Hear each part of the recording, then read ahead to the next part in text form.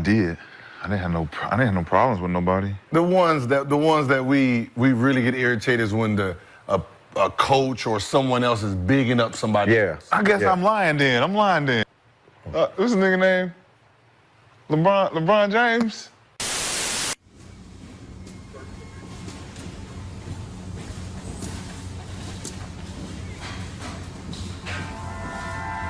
How's that sound now? Can you hear me now? Rashad McCants is self-proclaimed the nemesis of LeBron James. He has also been named the biggest hater of James, and here's why.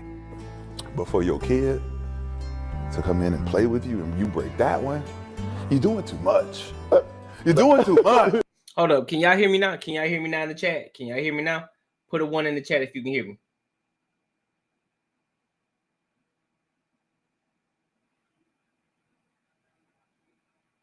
Real quick. Throw a 1 in the chat if you can hear me. Throw a 1 in the chat if you can hear me.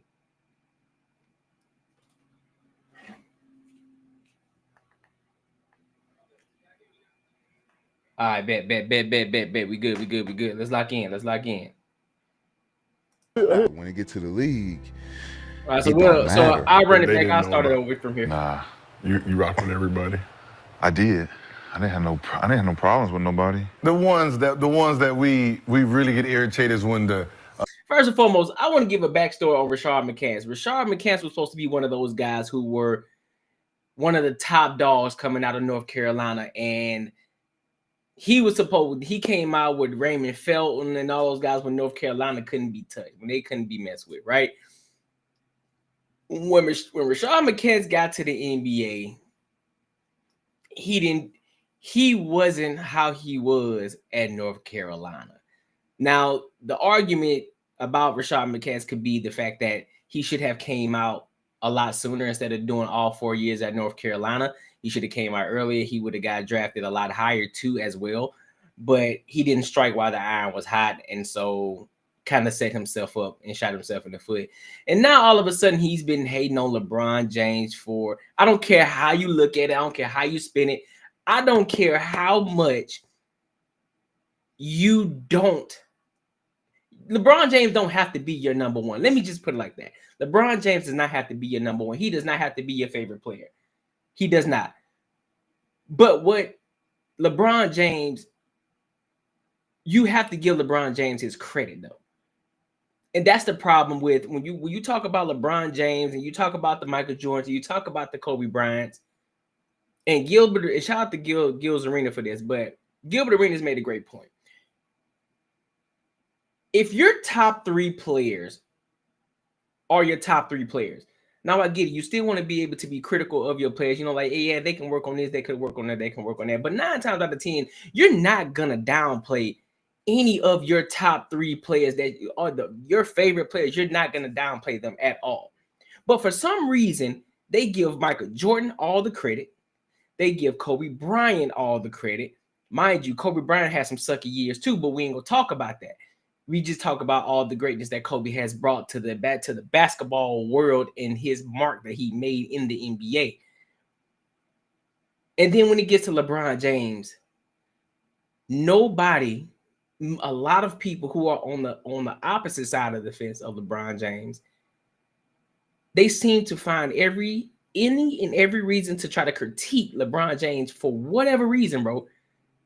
For whatever reason, as if it's gonna jeopardize Michael Jordan or Kobe Bryant's legacy. It's not. LeBron James has made his own legacy through all the hate, through all of it, and he's still able to be as great as he is today. This is crazy. But enough of my rant. I want to get into it. A coach or someone else is bigging up somebody else. I guess I'm lying then. What's the nigga name? LeBron James?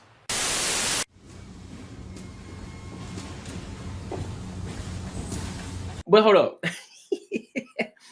Look, is it just me, or does Rashad McCants look like one of those guys he look like a hater? You know, some people, they just got that look like, yeah, you look like you a hater. You just look like I can't trust you. You just look like one of the people. That's how Rashad McCants look.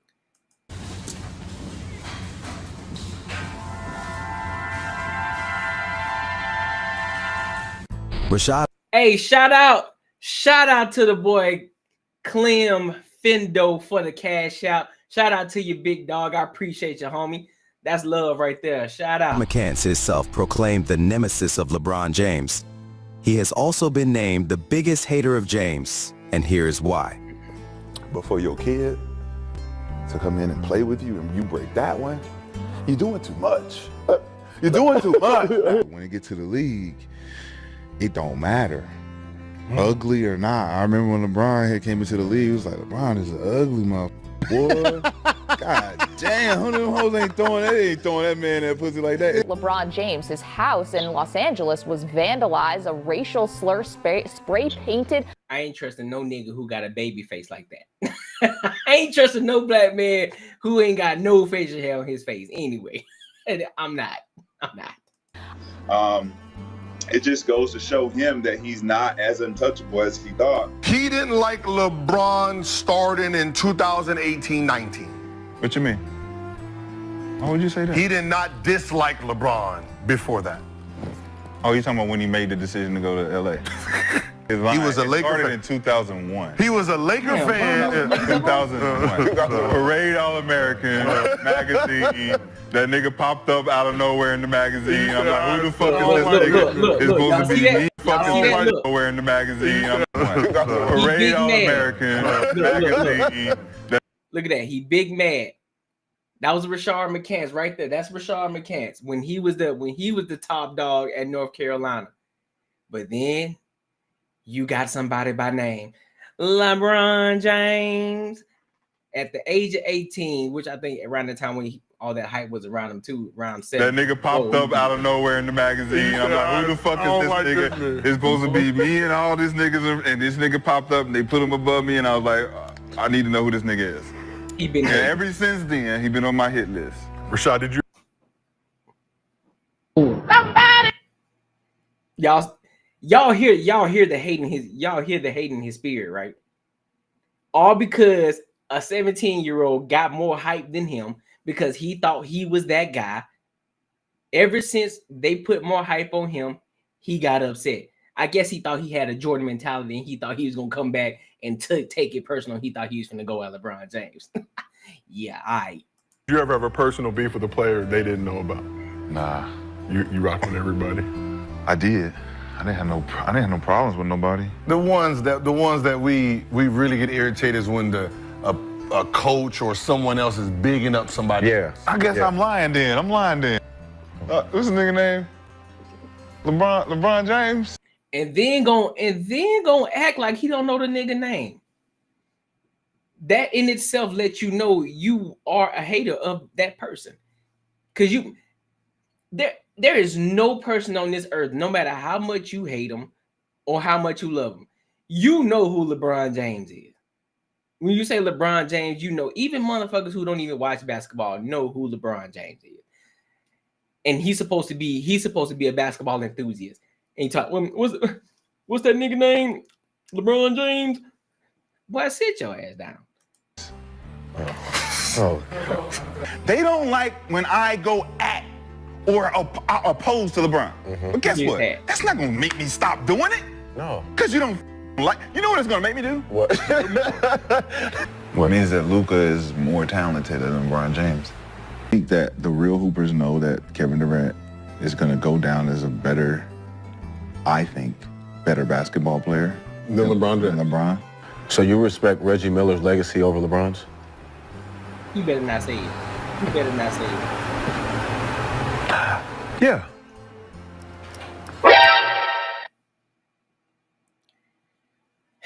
Here we go. I'm getting tilted, bro. Already. I'm getting tilted, bro. The show only been going 10 minutes. A little over 10 minutes. Yeah. Because Reggie didn't have nowhere near the pieces LeBron had. You're a hater! Hater! Hater pants! That's what it is. So moving on. Don't let this distract you from the fact that LeBron James averaged 37 points against him. The first 2 times they met, Rashad didn't play much, only 10. Look at this nigga booty face. He got a Bart Simpson face.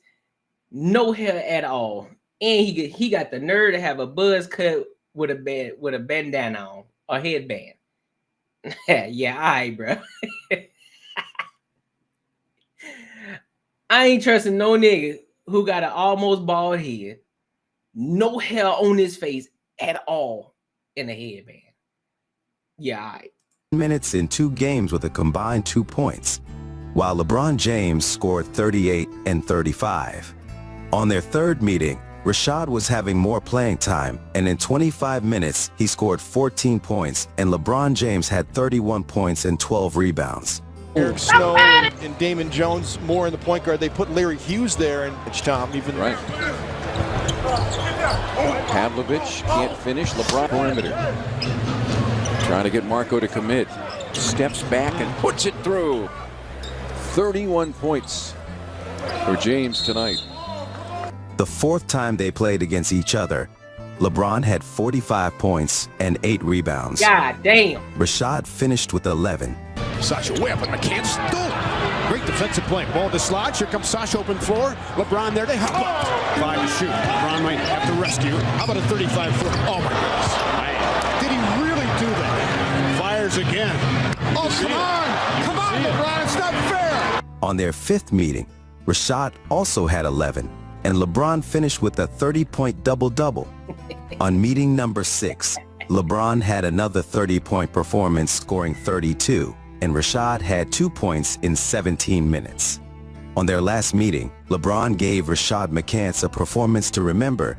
He scored a career-high 51 points against him, while Rashad finished the game with 5 points in 12 minutes.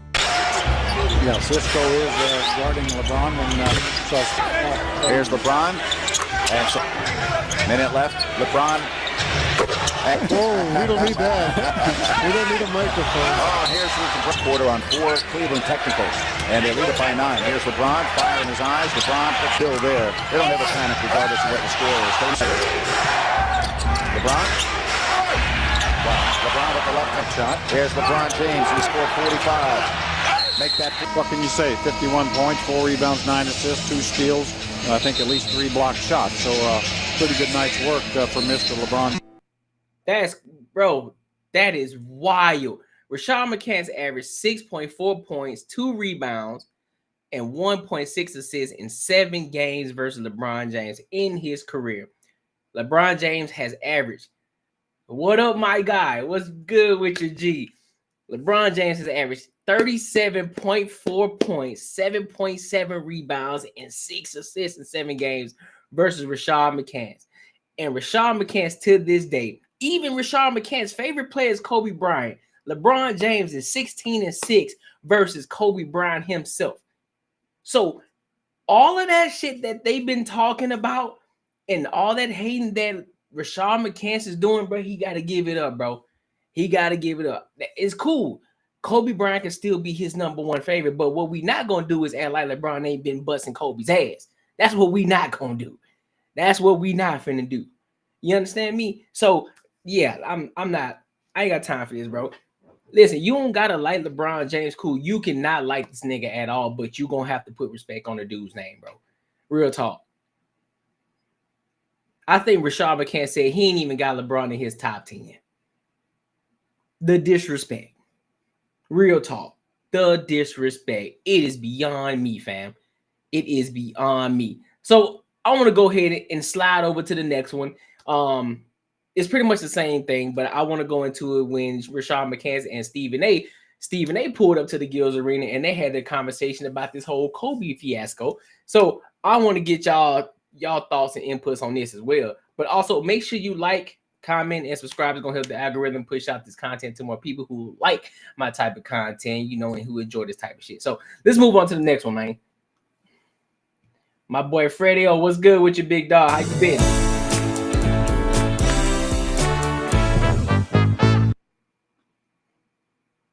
Honestly, no one wants to think about HIV, but there are things that everyone can do to help prevent it.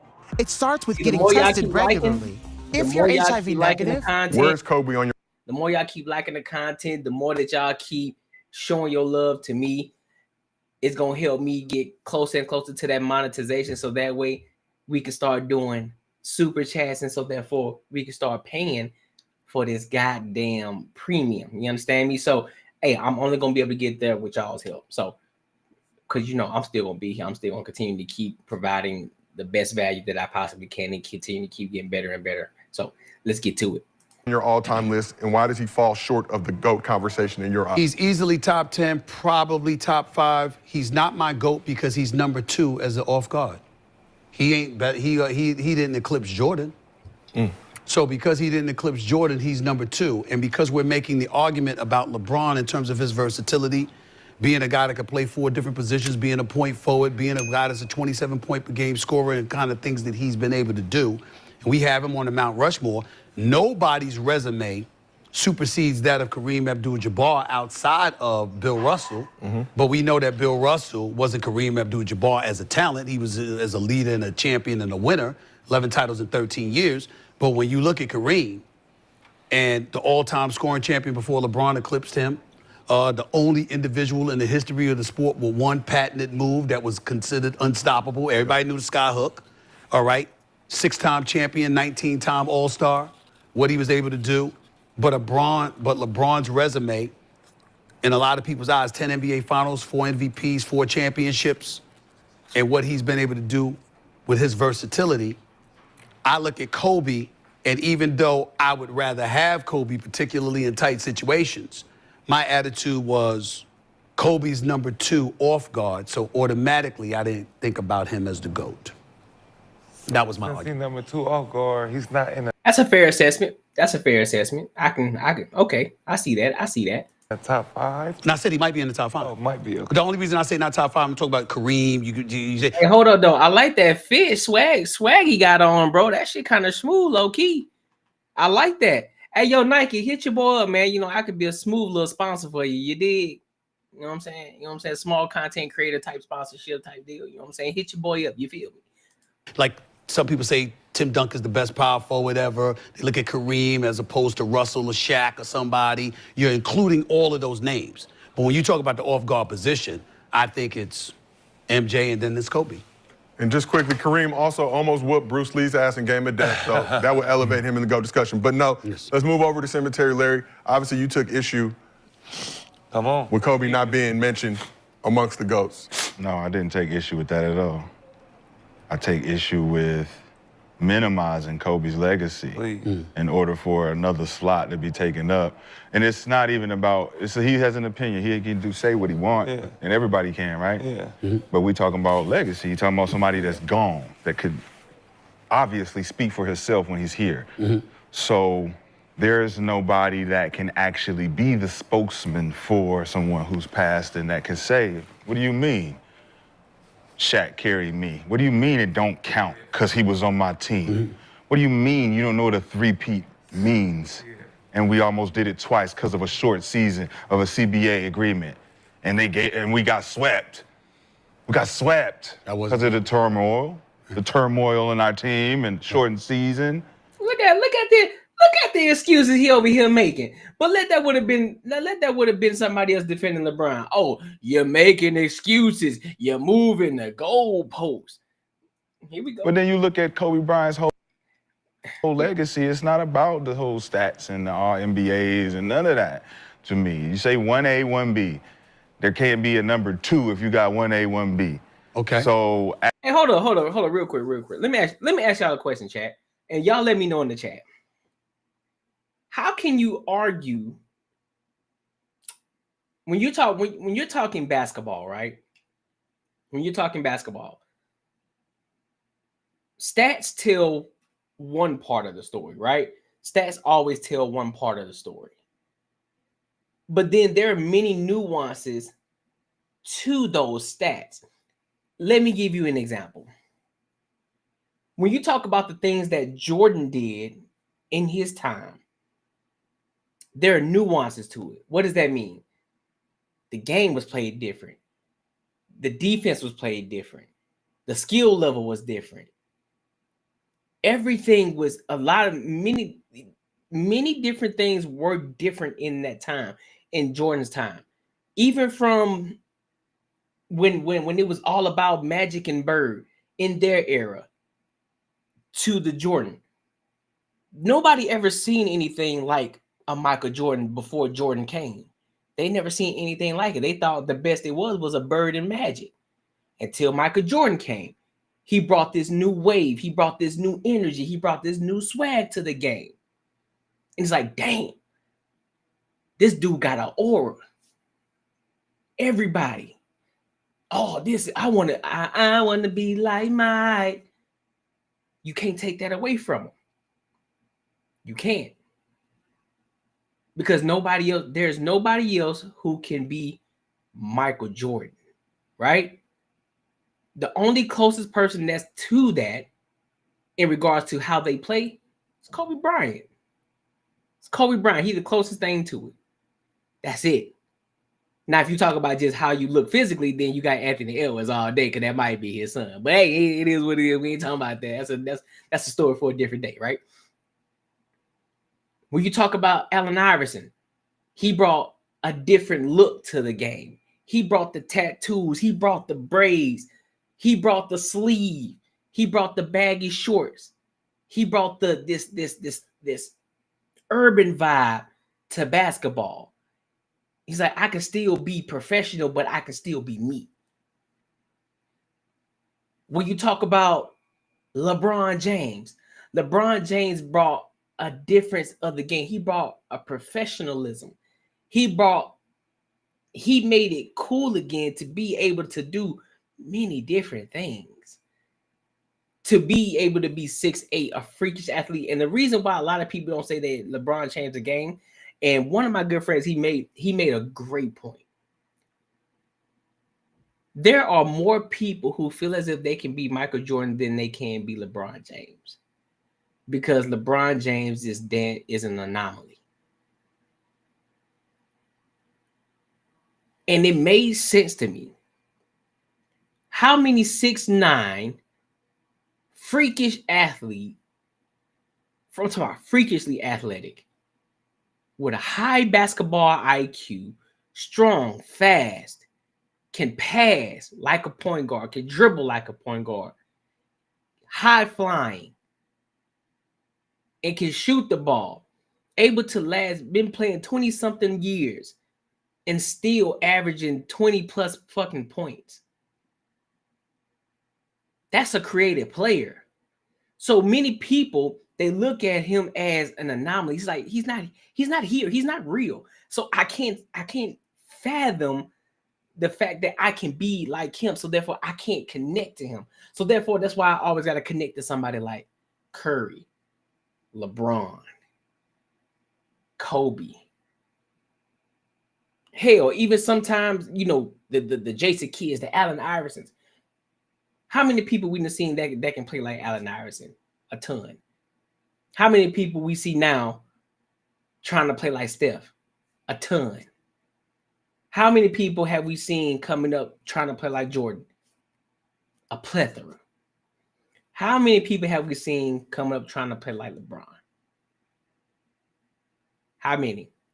Only those who are what? 6'3" and above? Who are able to be high flying, being able to pass the ball, who are able to be strong, fast, have a high IQ in the game, and still be dominant throughout the entirety, throughout the longevity is so impressive amongst all the other things that he's done. So it makes sense when a lot of people go against LeBron, because it's like, damn, bro, you a creative player. Like, nigga, you a creative player, bro. Like, not many people can be like you. That's why LeBron James is in his own lane. And that in itself is why I say that he is the GOAT. That's why I say he's the GOAT. You can't be a LeBron James. You can't. No matter how much you can be 5'11", you could try to do everything you can, but you can't be a LeBron James. There are many people who can be a Michael Jordan. How many people we know that got swag and that can still get a bucket? How many people do we know that can do all of the things that Michael Jordan has done? We already seen one person do it, and that's Kobe Bryant. And the only reason they say that Kobe Bryant wasn't as close is because of one Jordan did it first. That's it. Because Jordan did it first. He came at a critical time in the NBA when the NBA was not getting the views that it was getting because it was going downhill. Then this new breath of fresh air came through and changed the game at the right fucking time. Because you mean to tell me you can't go and find another 6'5", freakishly athletic young cat who got this swagger like, I'm going to bust your ass, I don't care if you're in front of me or not. How many players do we see like that today? I can name a couple of them right now. Anthony Edwards, Ja Morant, just to name a couple. Gonna bust your ass. Don't care who in front of them. They coming after you. That's what it was. And then it became a mentality thing like, oh, I don't care who in front of you. I'm gonna take it personal. But the thing is, they don't talk about it. Mind you, they didn't have the media like they got the media today. So I guarantee you Michael Jordan would not be who Michael Jordan is today if he had the media back then. If there was social media back then, I guarantee Michael Jordan would not be the Michael Jordan that we look at him, the way that we look at him today. I can guarantee you. I guarantee you. But let's continue. At the legacy point, when you're like, all right, Kobe, man, rest in peace. You did everything you needed to do to lead this next generation, and hopefully they leave the game as you left it. And he left the game as scoring 15,000 and 17,000 in two different jerseys. Introducing the mama mentality. This ain't got nothing to do with stats. This ain't got nothing to do with accomplishments and awards. It's just influence and inspiration. Oh, I think greatness outside of the 1A is right there. When they argue he's the closest thing to Jordan, then you put him at like number 6. Yeah, if I'm the closest thing to greatness, how can I be that far? And then you put somebody else in front of me who's done less. Yeah, but you also got to see. Respectfully, look. That's where we let emotion get into the mix. And let me tell you why. We all miss the Black Mamba. I know I had a lot of love for him. I was with him 3 weeks before he passed away. By the way, New Year's Eve, we brought a New Year's Eve together. We was at the same party and shit. And with his wife was there in the whole bit. You know what Kobe meant to all of us. But I will tell you this, quick story. So I'm rapping to Kobe, and Kobe knows how I feel about MJ.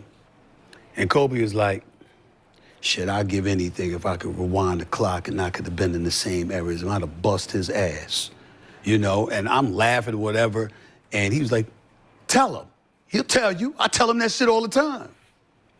Why is everybody still wasting their time trying to learn how to skip ads? Just download Pi and move on. This Chrome extension takes 5 seconds to set up and it blocks.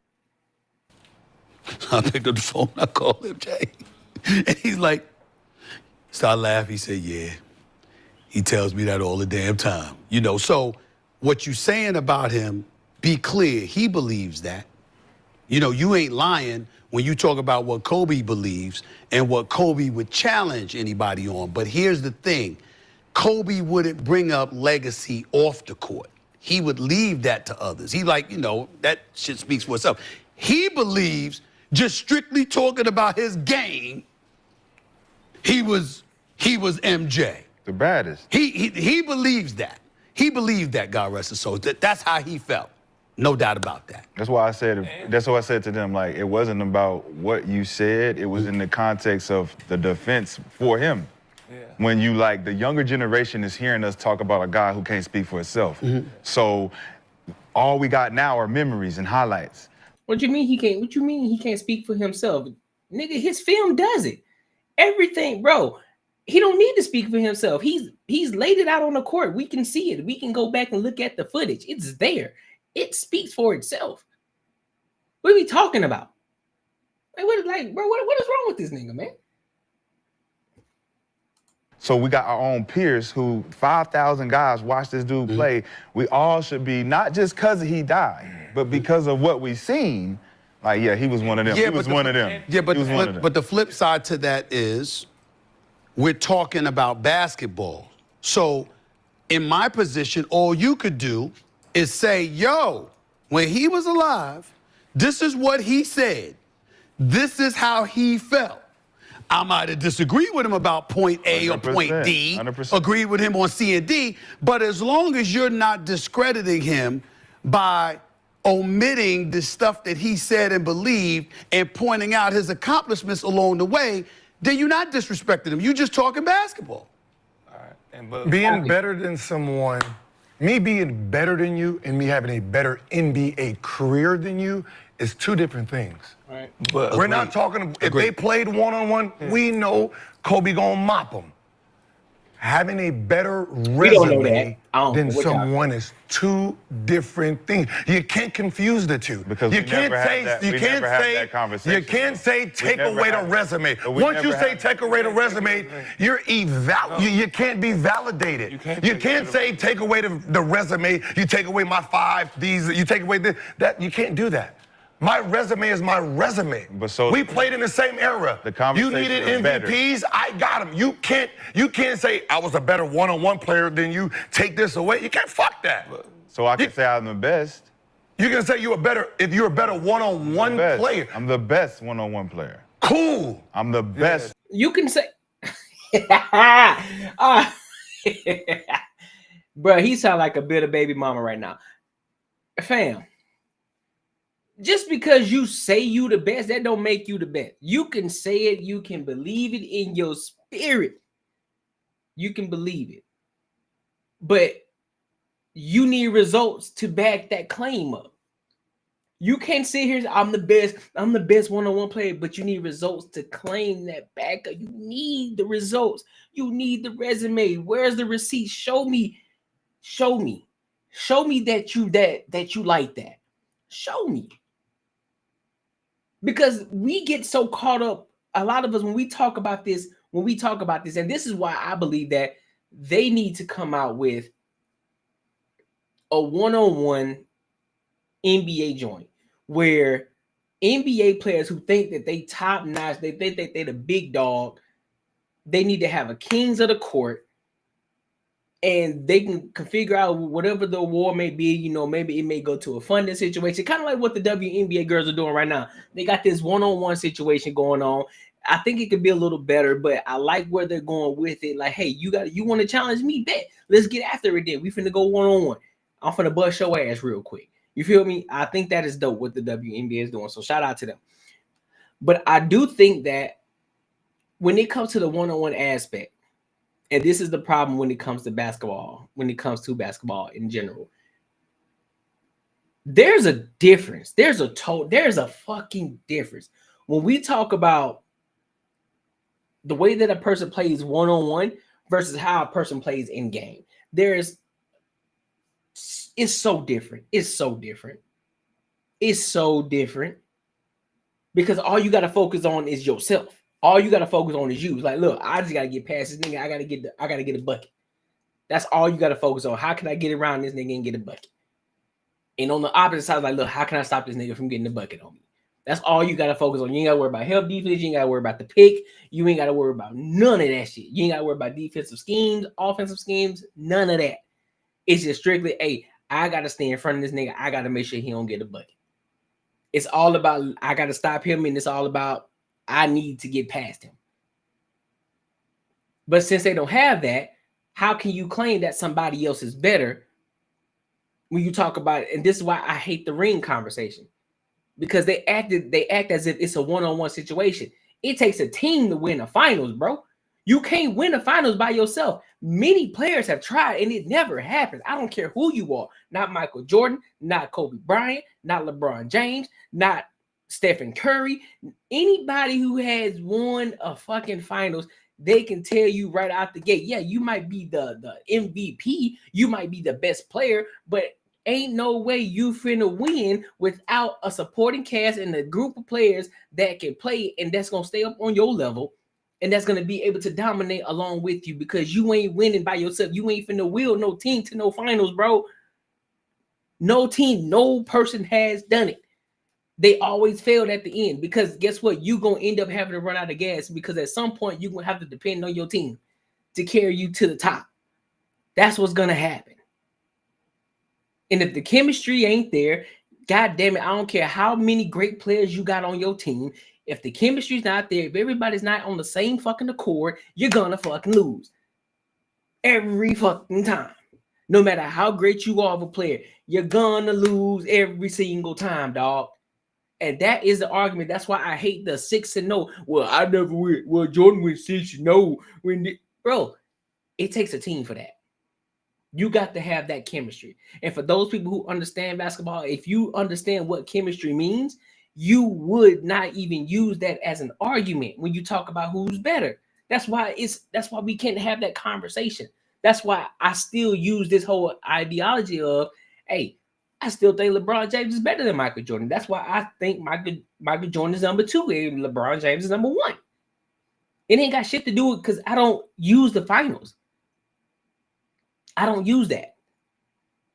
Michael Jordan was in the league 13 years. And he only won 6. He only won 6 finals out of his 13 years. But everybody seemed to forget that, though. But we don't talk about that. So that's why I don't like to use that as an example. So that's why we got to talk about the accolades. That's why we got to talk about the difference in how the game was played back then versus now. It was different. You could talk about you could talk about the what would have happened and what Jordan would have done in this league or what LeBron James wouldn't have done back in the league. Although I believe that LeBron James would have been perfectly fine back then. And Michael Jordan would not be the Michael Jordan that we know today, but he would still be good, but he would not be the Michael Jordan that we know today. Straight up. Cool. Yeah. My time. I'm the best. Cool. That is I'm the great. best clutch player. Cool. So if I'm the best at all these things, and you are only the best at these 2 things, that means I'm better. Yeah. My time is faster. So who's faster in reality? You just moved the goalpost. If we finish the race and I finish faster, I don't give a fuck how you ran it. You got a good start. Cool. It's part of my resume. My start is part of my resume. My endings are part of my resume. You can't pick and choose what you're gonna use. Yeah, you can say you have a better. Because we're not talking about. You just said we come in and have 2 different conversations: resume or who's the best. Now, when you say who's the best, you want to have this conversation because you can use all of these metrics and stats to prove this. When we talk about this, you can't have the conversation. That's eye test. No, it's not an eye test. It's not, because he said it. He said, Michael, the best version of Michael Jordan that we've seen in comparison to the best version of LeBron James we've seen, bro, if you don't get the fuck out of here. Cool. You said who's the better clutch player? Between who? Jordan and. Hey, look, I wanna ask y'all a question. Can somebody do the research for me real quick?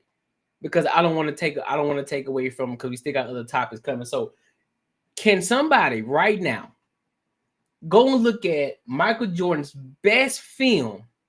I'm talking about what they consider his peak. And then bring up, send me the links too. Send me the link. Send me the link of Michael Jordan's best. I'm talking about his peak year and peak years. Send me that link, and then do the same thing with LeBron James and send me that link. I want to do a live comparison of the 2 so we can have the eye test like they're talking about. So we can have the visual eye test. So that way we can put all the nuances in it, and I want to see it. I want to put it side by side, and I want to see who's actually the best. Real talk. I mean, LeBron and Kobe. Not checking this after a car accident could cost you tens or even hundreds of thousands of dollars. If you have been in a... Kobe. Who has the best? Because look, you can send me the topics. You can send me your topics right in the comments. I got it pinned in the comments. So go in the comments, click that link, and send me those 2 links right there. I'm telling you it again. Go and find Michael Jordan's peak years. I'm talking about his peak year when he could not go past that, when he was at his threshold in basketball, when he was at his best of the best. And then do the same thing for LeBron so we can compare the 2. Because I don't believe it. Better clutch percentage? LeBron. Who has the most clutch shots?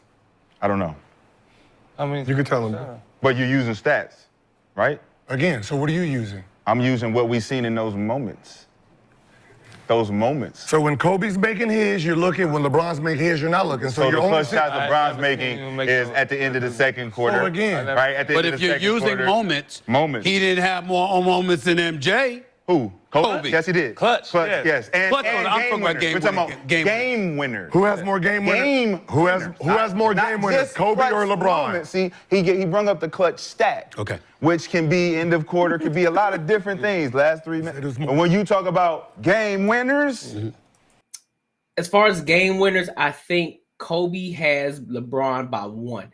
Kobe has 8. LeBron has 7. Game winners. 1 and so I mean, again, I'm not. that's the metric of the legacy. Yeah. That's where you say, man, Christmas against the Miami Heat, Kobe, backboard on Christmas. Merry Christmas, niggas. You said Merry Christmas. I saw MJ do it to win championships. You have to use you got to use 1A, 1B legacy, yo. 1A, 1B. You can't use what you want to use. We can because we all got our own opinion. That's exactly why he sat there and said his opinion. And then you can't tell me I got to use your metric to get your fucking numbers. He just laid it out. This is why I got him 1. This is why I got him 2. And that's why I sat there and was like, you know what? I respect that shit because that's your reason why. Now, I asked you a question. I said, who is a better clutch shooter? You said Kobe. I said, who has the better percentage?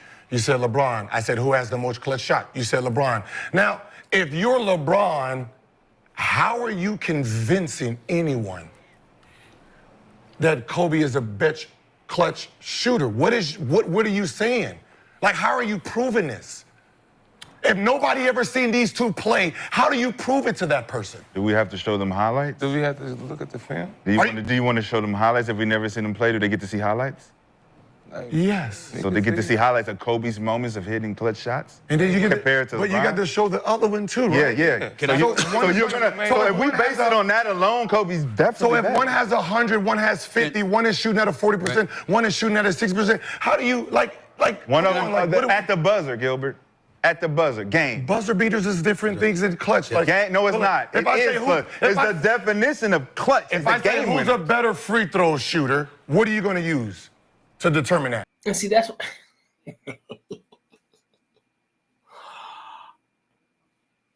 LeBron James LeBron James is a better clutch player based off of percentages.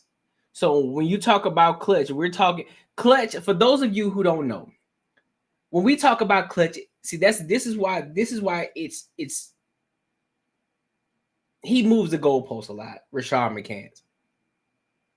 He tries to move the goalpost. He tries to get you in certain places. Well, we talking about the game winners. And he plays basketball, so he knows what he's doing. So he's moving the goalpost to try to prove an argument. Clutch plays, a clutch play. Clutch. When you talk about down in the clutch, if you ever heard, if you're a basketball player, you understand this, or a football player or whoever. The last 2 minutes, anything under 2 minutes, this is what they consider clutch. This is clutch time. Anything under 2 minutes, because now you gotta shit it and get it. You gotta light your ass to the fire. You gotta fucking get to it, or you gonna lose this game. Last 2 minutes are important, especially if the game is close. The last 2 minutes are the most important. You got to take care of the ball. You got to make sure you're not turning that bitch over. Every shot needs to be a calculated shot. You got to take good shots. Don't take stupid shots.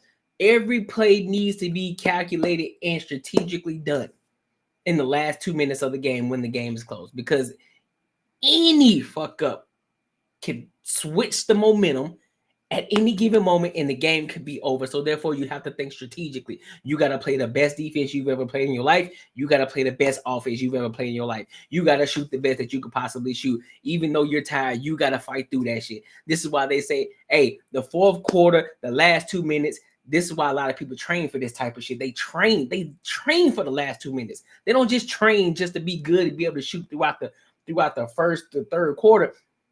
It's critical. When I used to train, my trainer would tell me, hey, yeah, cool. We're going to go through the first quarter. We're going to train you with the game mindset. We're gonna take you through the first quarter. You know, when you still got fresh legs, you're going through the motion, boom, boom, boom, you're going through it. Second quarter, we're gonna start up the ante a little bit. Third quarter, we're gonna up that bitch and more. Boom, you get to the fourth quarter. Now we at the top of the top. But then where it's real critical, he really started to bust my ass in the last 2 minutes. It wasn't 2 free throw shots, it was 1 and 1. If you miss a free throw, if you miss a shot, guess what? You got to fucking sprint. If you make both of them, cool. We go to the next part. We go to the next thing. But the last 2 minutes, I'm shitting to get it, and I'm dog tired. That means you got to fight through that tiredness. You got to still be able to shoot, still be able to catch that bitch on form. Boom, be able to knock that hoe down.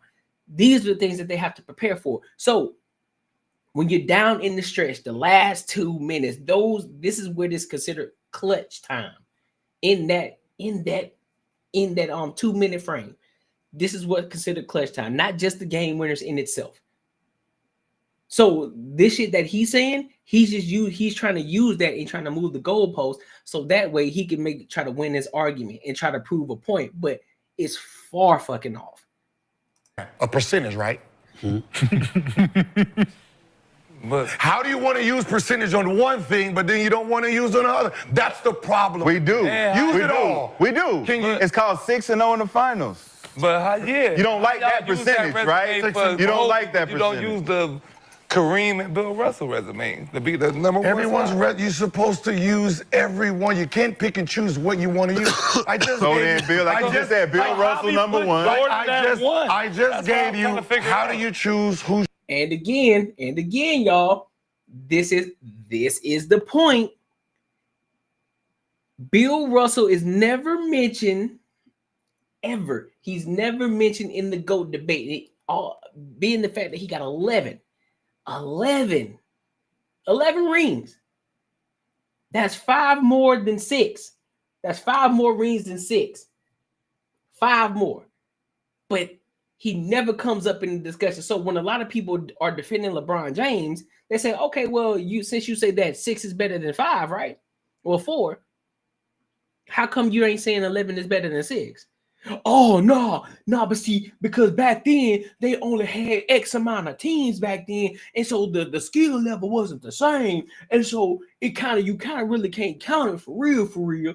Nah, you count that. That's basketball, right? That's NBA, right? You count it. Because when we take that same logic that you just used against Bill Russell, and we say, okay, in the game of LeBron James, in the era of LeBron James, the game is played different. The skill level is better. The way that the game is played is far different. Defense is different. Hell, even for those people who think the game is rigged, shit, you had Stern back then who loved Michael Jordan, who loved Michael Jordan, who gave Michael Jordan everything that he wanted. But this new one, though, nah, I don't care who you are. You ain't getting nothing over here. You ain't finna get 6 of them. We gonna make the game fair. Or fair. I'm just gonna put the quotations fair. So again, there's so many nuances. That's why you can't go by. And this is why I understand when Rashawn McCants is saying that you can't go by stats in a sense, but then at the same time, but how can you prove it? That's why I've always been of a firm belief of GOATs of the era. LeBron James was better than Kobe, because Kobe Bryant is 16-6 against them. They were able to play against each other. So you got real life proof here. 16-6. 16-6. And that was with Shaq on their team. And they were still 16-6 versus LeBron James. When he had who did LeBron James have? When he had Mo Williams, Larry Hughes, Vera Zhao, Egauskis. He had all of these bums. And they were 16-6 versus LeBron. And they had Shaq, Diesel, Superman. And they still couldn't beat him. They weren't even 500 against them. shoots a better free throw. You're just going to go straight to percentage. You're not going to go off of look, how it look. You're going to go off of the percentage. That's how it. You only want to change it. So if the when guy it that doesn't only fit shot them. 1 for 1 that's shooting 1,000%, is he the greatest free throw shooter of all time, Gilbert? No. Is he shooting 100% from the free throw line? But he shot 1. He hasn't missed. So if one, so is the percentages count or not? So one shot. That's a false equivalency, Rashad McCants. That's a false equivalency, bro. False equivalency. That's why it's important because you know, people who love data and statistics, people who just only live by data and statistics, they say that the data tells the story. No, it don't, because there's nuances to that data and statistics. There's a reason why the numbers can't tell a story. The numbers only give you one part of the story. It don't give you the full part of the story. So like he just said, well, what if one person only made 1 free throw? Does that make him the best percentage? Does that give him the best percentage? Yes, technically, yes, it gives him the best percentage because he hasn't missed. He only shot 1 and he made it. So he has 100%. But the more and more shots just based off of chance, probability, he's going to shoot more. Common sense tells you he's not going to make all them holes. He's going to miss some. There are going to be times where he's going to miss.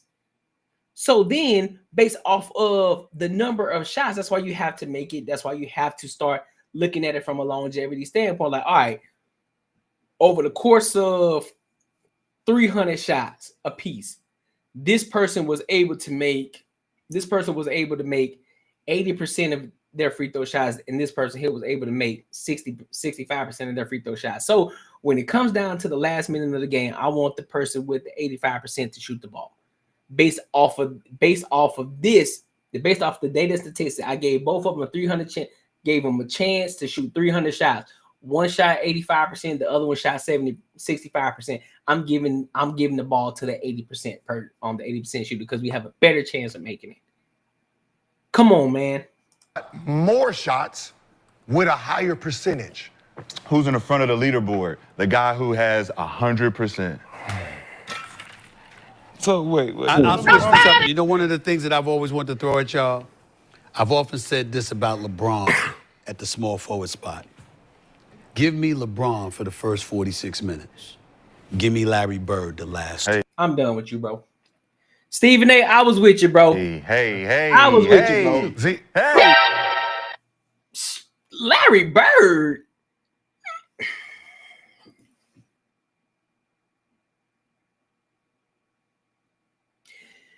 Larry Bird, I don't care who you, man, listen, absolutely not. Absolutely not. Oh my God. Larry Bird, bro. Larry Bird. Trash. Nope. I called it trash. Absolutely not. Over LeBron James, man, you got to be smoking something. You got to be smoking something. You must be smoking that strong, because ain't no fucking way you finna sit here and tell me that you gonna take Larry Bird over LeBron James. What? Last 2 now. Hey. So how great you gonna be if you gonna sub him out in the last 2 minutes? Okay. Huh? So you think you're better? No. You think you're better because you played 2 minutes? Larry Bird. I need Larry to be a legend. You telling me you need Larry to be a legend? But LeBron will be on.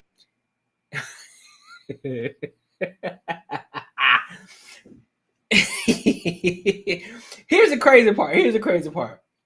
We've seen two sides of LeBron James when we talk about clutch. We've seen the defensive side of LeBron James and we've seen the offensive side of LeBron James. You know, one of those defensive sides were one of the main reasons that they won the finals against Golden State Warriors. You feel me?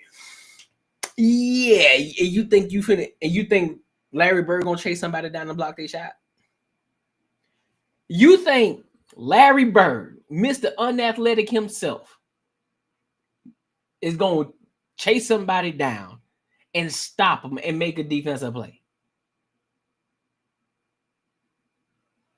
And you going to pick him over LeBron James? Yeah, all right, Stephen A. I was with you until I wasn't. You tripping. On the court. Well, I'm also telling you I trust him more at the free throw line. Of course. Larry's a legend. I trust him at the free throw line. But that's the problem. You're trying to sub in 2 minutes from my 46. Right. Because we know you can't take us home. And you can't play 46. And I can take us home. But I take us home. You can't play 46. But I take us home. Steve don't know. All right, so let me ask y'all a question. So there was this situation where there was this guy, right? In the NBA, there was a game. Both going crazy, right? One side team, they had the opportunity to win. All this man had to do was knock down 3 free throws. They had the opportunity, but he got fouled at the 3-point line, and all he had to do was make 3 free throws to seal the game and win it.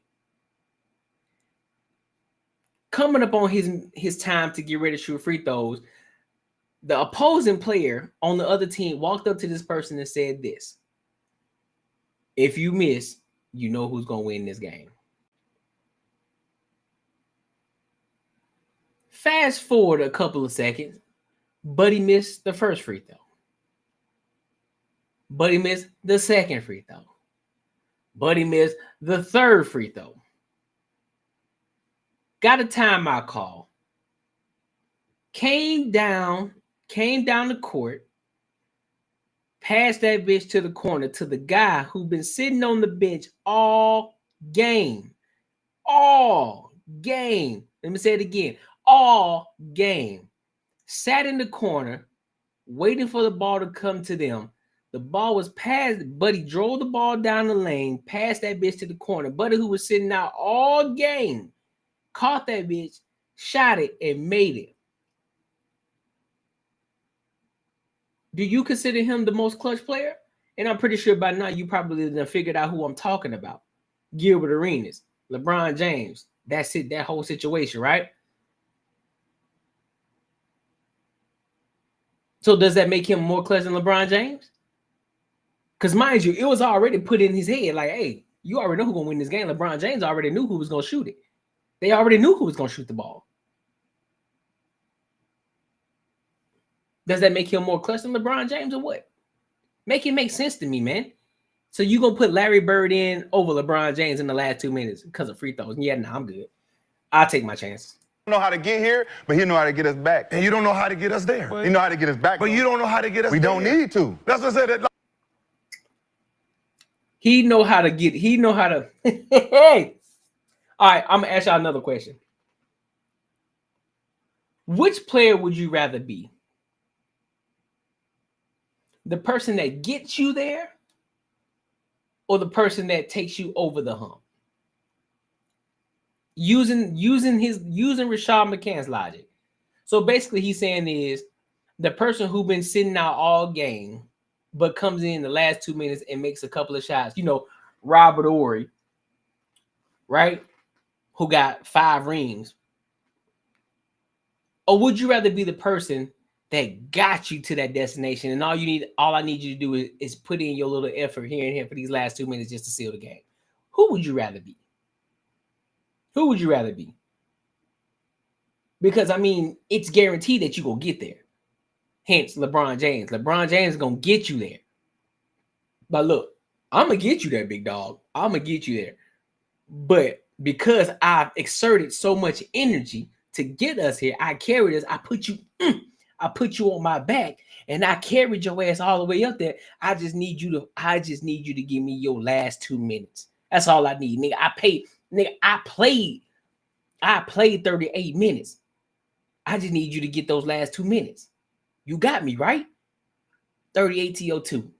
I just need you to give me your all in the last 2 minutes. Can you do that for me? What are we talking about? I would much rather be the person that gets you there. It's up to you. Now it's up to you to finish it. Like I'm lifting 46 minutes to your 2, but you think you're better than me. That's why we work together. Nobody's putting Ginobili in front of Tim Duncan. Exactly. He finished the game. They're on the same team. What are you talking about? Rashad Are you looking to start your own business? Man, this dude here, hey, I'm sorry, bro. This dude's something serious, bro. This dude's something serious. I ain't got time for it. I ain't got time for it at all. Rashad McCants, bro, give it up, fam. I get it. You're bitter. You're bitter because LeBron James been busting your ass since he been in the league. You mad because you didn't get the praise that you were supposed to get from the Sports Illustrated. Then this 17-year-old got more publicity than you because you thought that you was the fucking man. Same thing happened with Patrick Beverly when Patrick Beverly called you out on your bullshit. Dog, just give it up, fam. Give it up, dog. Stop hating. Real talk. Nobody cares. Nobody cares that you put Kobe as your number one, as your GOAT in all time. But what you not finna do is sit up here and downplay LeBron James. And no, for you other individuals out here, oh, you're glazing. Oh man, he don't know you. You glazing, bro. You're glazing. I'm not glazing. I pay homage. Michael Jordan, LeBron James, and Kobe Bryant are my top 3 players of all time. Of all time. LeBron James is number 1, Michael Jordan number 2, Kobe number 3. And the only reason I even go back and forth with a lot of people is to try to make it make sense to a lot of other individuals, because a lot of people, they just sit in their feelings. Man, Michael Jordan was doing this, Michael Jordan was doing that. But guess what? Add the nuance behind all of that shit that y'all talking about. There's nuance behind it. Just say that, look, man, Michael Jordan's my favorite because Michael Jordan is my favorite, and you know what I'm saying? I ain't taking shit away from LeBron James. He's just my number 3. Cool. It is what it is. No argument there. Can't argue that. Or if you say Kobe Bryant is your number 1, Michael Jordan is your number 2, Bron is your 3. Cool. Or if you say LeBron James is your number 1, Michael Jordan is your number 2, Kobe's your number 3, or LeBron James your number 1, Kobe your number 2, Jordan your 3. However you want to spin that shit. But what you're not about to do is try to discredit LeBron James for whatever reason, for whatever your personal reasons are. That's you're not about to put smut on this man's name, bro. Real talk. He's been dominating the game since he's been in the league. I don't care what y'all say. He's been dominating. Within his time frame of playing in the game, there's gonna be ups and downs, just like anything. Michael Jordan had his ups and downs too. But don't nobody want to talk about that though. Nobody want to talk about that. They want to delete all of that shit. They just want to talk about the good times, right? But then when they talk about Kobe, they only talk about the good times. They ain't gonna talk about when Kobe was trash. They ain't gonna talk about when the first couple of years when Kobe was shooting air balls and shit. They ain't gonna talk about that shit though, right? They only talk about the good times. They talk about Kobe had the Mamba mentality. When Kobe. You know, when I saw Kobe used to be up early in the morning talking about he out here working out in the gym with the Achilles and the left hand hurting and shit. I want to hear none of that. I want to hear none of it. Because if you're going to give all of that praise to Kobe Bryant and Michael Jordan, you better do the fucking same thing to LeBron James, because just because we don't see this man injured in the same, just because we didn't see him injured, just because he wasn't putting it out there, that don't mean he probably wasn't struggling behind the scenes. Just because y'all see him up here, oh, this nigga be flopping. I can't trust a man who be flopping and he out here crying and whining like a baby. Michael Jordan was doing the same thing. Kobe Bryant was doing the same thing, because the refs be on some bullshit, because they be calling fucked up calls. Why do you see guys like Draymond Green be acting a fucking fool? There were times Stephen Curry act like a fucking fool because the refs be calling bullshit sometimes. Sometimes the refs be on some bullshit. So therefore, yes, when you love the game, when you're in tune with the game, when you're playing this shit, you get fucking emotional sometimes. It fucking happens, bro. It's part of the goddamn game. Y'all are being too critical in this situation. If you're going to be critical of LeBron James, I need you to be critical with Kobe. Go back and watch all of Kobe's games. Go back and watch all of Michael Jordan's games. And I need you to be as critical. If you're not going to do it, just shut the fuck up. I said what I said, bro. And no, this ain't no glazing. Oh, you're glazing. You're glazing. You're glazing. We don't do none of that over here. You understand me? We don't do none of that over here. But that brings me to my next point. That brings me to my next point. Make sure you like, comment, and subscribe, bro, because it's gonna help the algorithm reach the people that love my type of content, right? Braisby, since we talking about glazing, I want to take it to another conversation, and it still has something to do with the NBA. I want to talk about your boy Dwayne Wade, man. I gotta ask y'all a question. Chad.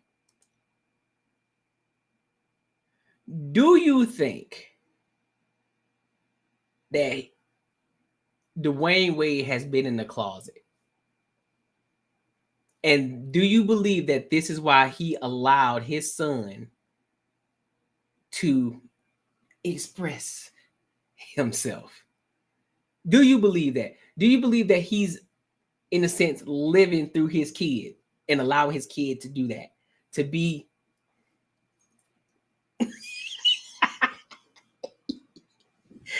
do y'all, I mean, do y'all think that? Or am I tripping? Because look at this.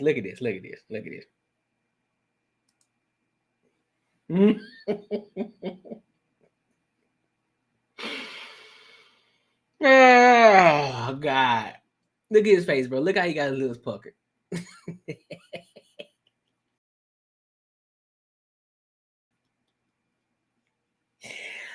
Painted, bro. Got the nails painted. We ain't talking about buff. We ain't talking about buffed or nothing. His nails are painted, bro. I'm talking about all painted, like you would see on your girl. All right, look, we're gonna get into it, bro. Let's get into it, dog. Let's get into it. I'm gonna go ahead and get into it. I know you want to talk about. Let's talk about yes, so it's this topic that's been buzzing in. Yeah. I can't say it's been buzzing in my house. But it's been buzzing about your house. It's been buzzing about our house. And so my wife came out and talked about how we split things 50-50 in our home. Yeah. And so it became a big conversation about. Look at his nails, bro. Look at this shit. Look at this. Look at this.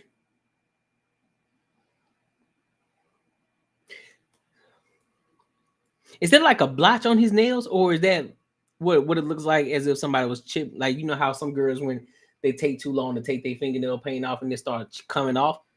But it looked like a design, though. That's neither here nor there, but yeah. You know, men and women who splits 50-50, who pays the bills and all these things. And then she recently came out and she said that she's in her soft era now, that she don't want to do 50-50 anymore. And I'm the kind of person, Jenna, that when my wife came to me and, you know, we had a conversation about not everything 50-50, but, you know, buying our house together, doing certain things for our family together in a 50-50 you know, situation, I was like, sure, baby. Yeah. If that's what you want to do. And if she come to me and she say, I don't want to do it, I'm like, sure, baby. If that's what you want to do. Now, the house may be a little smaller. Yeah. If we just going off my salary.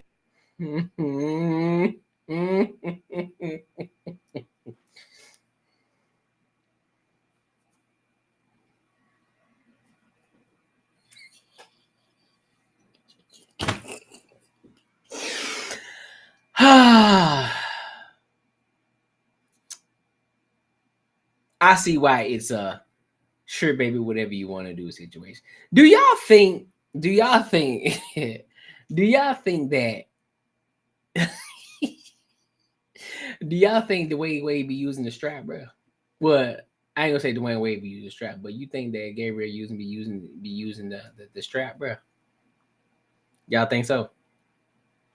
No, like real talk. Y'all think so? Because boy.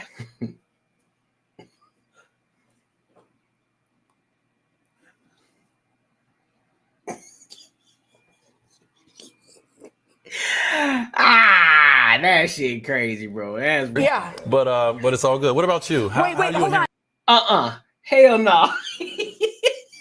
Somebody. Hey, hold up, bro.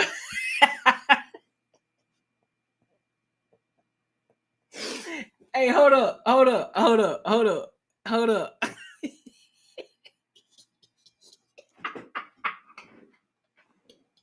Hey, nah, fam. Nah. Hell nah. Nah, G. Nope. Nope. Look, nope. Hell nah. Watch this. But it's all good. What about you? Wait, hold on. But then we have to watch this clip because Bro, look at the hand gestures, bro. What is that? What is, bro? Nah, fam. Look at this. Look at this. Look at this. Look at this. Dog. Come on, man. Come on, man. Come on, dog. Listen. If it's not true, cool, bro. Like, it is what it is. But dog.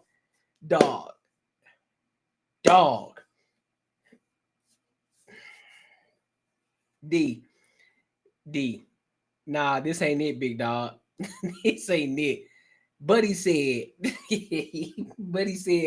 how about you? Somebody.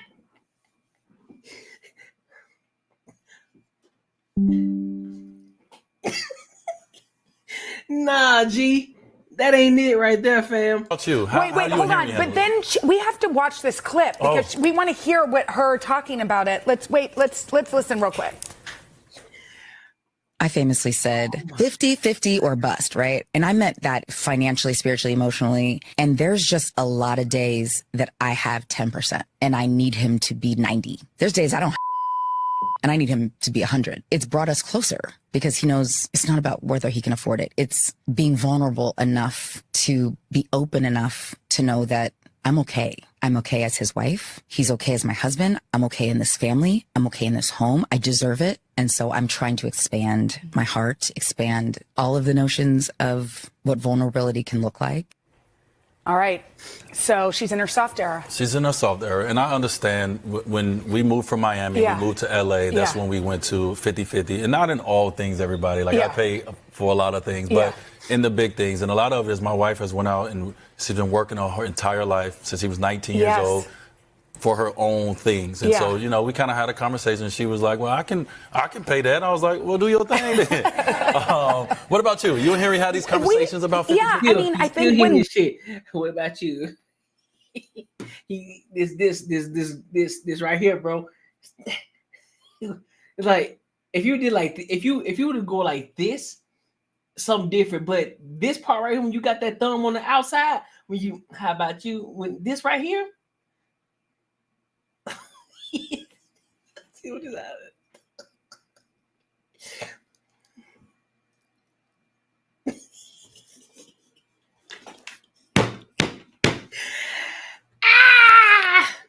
Hell nah. We got married. We were like, this is us. Fam. Like, all right, that's cool, bro. Nah, dog. I'm good. I'm good on it. I'm good on it, bro. What do y'all think? Do y'all think that all right, let me give my entire perspective of it. First and foremost, I want to say no, I don't agree with the fact that Dwayne Wade allowed his son to become a part of that community in that way. I don't agree with it at all, but to do the whole transition thing, I don't agree with it. No, that doesn't mean I hate. I'm hateful of anyone. I just don't agree with the sentiment of it. I don't agree with it, and I think that has a lot to do with the father in the home as well. I don't believe in that at all. I don't care how you feel about it. You can feel how you want to feel. I said what I said. I don't agree with it. That doesn't mean I hate you as a human being. I don't. That has nothing to do with nothing. Those two things can exist at the same time. I can disagree with it, but I can still love you as a human being. So understand that and don't get me misconstrued, right? So I don't agree with it at all. And I think that shows a lot in the house and what's going on in the household as well, because that wasn't happening until Gabriel Union came into that household, and all of a sudden you're talking about transitioning and everything. And so I think that plays a big part in he was not being a man in that relationship. He was being a yes man in that relationship, letting Gabriel Union run that household. And I think Gabriel Union has a lot of hand in that situation that happened. And I think it's also Gabriel Union again, and also a little bit of the fact that he possibly may be trying to support his son. I ain't calling him a daughter. No, I'm not. I'm not gonna do that. you know, maybe that's something that he's doing in, you know, in support of his son. But even so, I still don't agree with it. I don't think that man should be doing that. I don't give a fuck if you a rock star. I don't care if you just paint your nails black. I think it's trash because that is for women. It was made for women, and it should stick with women. I get all of y'all are trying to be different. I get people want to do different things. You know, you want to push the limits and push the boundaries of what's supposed to be a man and what's supposed to be a woman. But I'm all for the traditional aspect of it, and it's a no for me, dog. It's a no. It's a no. No man should be painting their nails. Getting your nails done, making sure you get your cuticles filed, making sure you cut your fingernails, making sure your nails getting manicured and shit, making sure your nails are good and everything. That's different. But when you get to the point you talking about you talking about painting your nails, these different colors, the pinks and getting styles, like that's when you're crossing the line, fam. You're doing way too much. And so that's that LA shit. I don't agree with it at all, fam. That's that. I'm sorry, not LA. That's the Hollywood shit.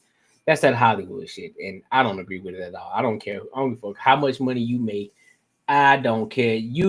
I don't care what nail polish company come to me and tell me, "Hey, bro, look, we gonna pay you $20 million if all you gotta do is promote our brand and you just paint your nails." No, I would rather you pay me and I have my daughter come up on this live stream and promote it. I would rather do that. I'm not painting my nails. I don't care. I do not care. I would promote it for you so I could use for my daughters. But I'm not putting paint on my nails at all. That's just crazy.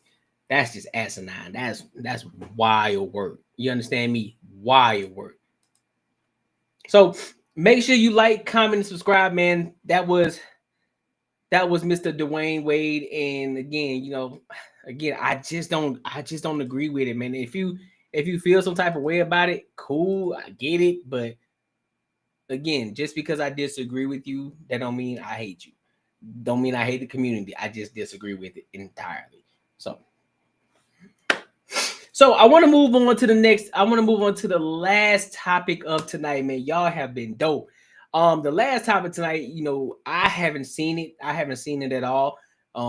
So I'm reacting to it freshly, just like you guys are. This is Let's Rant About It, man. I know I've talked about this before with Randy and how obnoxious she is and how ratchet I believe that she is and ghetto and all these different things. And now she's been caught up in the mix with a lot of different individuals like Six the Goddess. Shout out to Six the Goddess. And then Kitty from tonight's conversation as well. But she has her own show and she's been doing her thing, And now they're having conversations about, blended family and step parents. So I want to see what they got to talk about. This one here is a little bit lengthier, but I may be skipping through it a little bit, just kind of get to some points. But tap in with me. Make sure you like, comment, subscribe. Also, if you want to support the channel, the link is in the comments right now. And also, if you want to see me talk about your favorite topic or any topic at all, definitely go to the link in the comments as well. That link is in there. Click that link, and you could also subject yourself to a $25 reward at the end of the month. But you have to abide by the requirements in that link as well in order to participate for the $25 reward at the end of the month. So go ahead and do that. Link is in the comments. So let's go ahead and tap into this video right now. Spankings, what that look like, that comes up often in a blended family because sometimes don't be putting your hands on my kids, right? But what do we think? How does the other parent that's non-biological, that's a step parent, Rico, let's start with you, because you always talk about how you love your stepfather.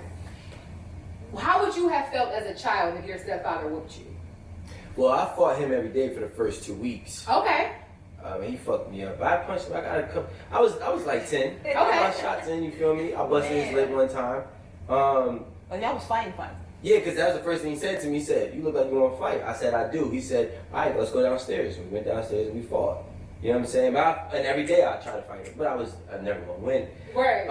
But my whole thing is, my kid, whether it came from me or not, if my kid is he's my or she's my kid once they're in my house.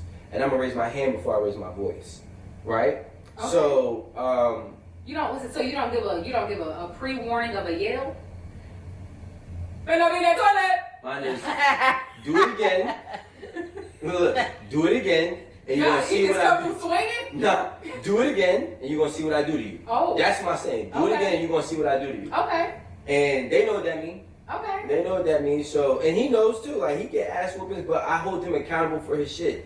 You know what I'm saying? And that's what I think has to be done. I'm not gonna call another man to discipline a kid that I'm paying for, that I'm picking up and bringing to school, the one that I'm also bringing to football practice, the one that I'm buying his sneakers, his coat, his cleats, his gloves. I don't need to ask you for permission. That's your baby. That is my baby. Nope. You know what I'm saying? Nope. I don't care how you spin it. I don't care how you flip it. That ain't your kid. Don't care. Don't care. Not doing it. And guess what? When he gets in trouble in school, they don't call you. They call me. Yeah. Right? So, all right then. So, with that being said, that's my child, so I'm going to raise him as if he's my child. I don't believe in gentle parenting, so unfortunately, you don't get gentle parenting either. So what if the father was more involved with the child? Would that still be how you feel? It wouldn't matter. It wouldn't matter, because the thing is, even if he is more involved, it's still the fact that I'm the one that's the primary caregiver for this child. Nope. Hell nah. Man, boy, you better sit. Nope. You better sit the fuck down. You better sit the fuck down. You better sit the fuck down. Absolutely not. This is what step crash dummies. Shout out to Anton Daniels. This is, pay attention. This is what happens. You're taking, even if this is why it's important. If you are a single man and you don't have any children, I recommend not dating a woman with children already. Because the shit that the environment that he's creating, where he think that he's being such a, I'm a masculine man. I'm a man because this is my house. This is what I pay for. This is what I do. You're creating a toxic environment. For one, if you are a true man, you would know, especially if that father is in that kid's life.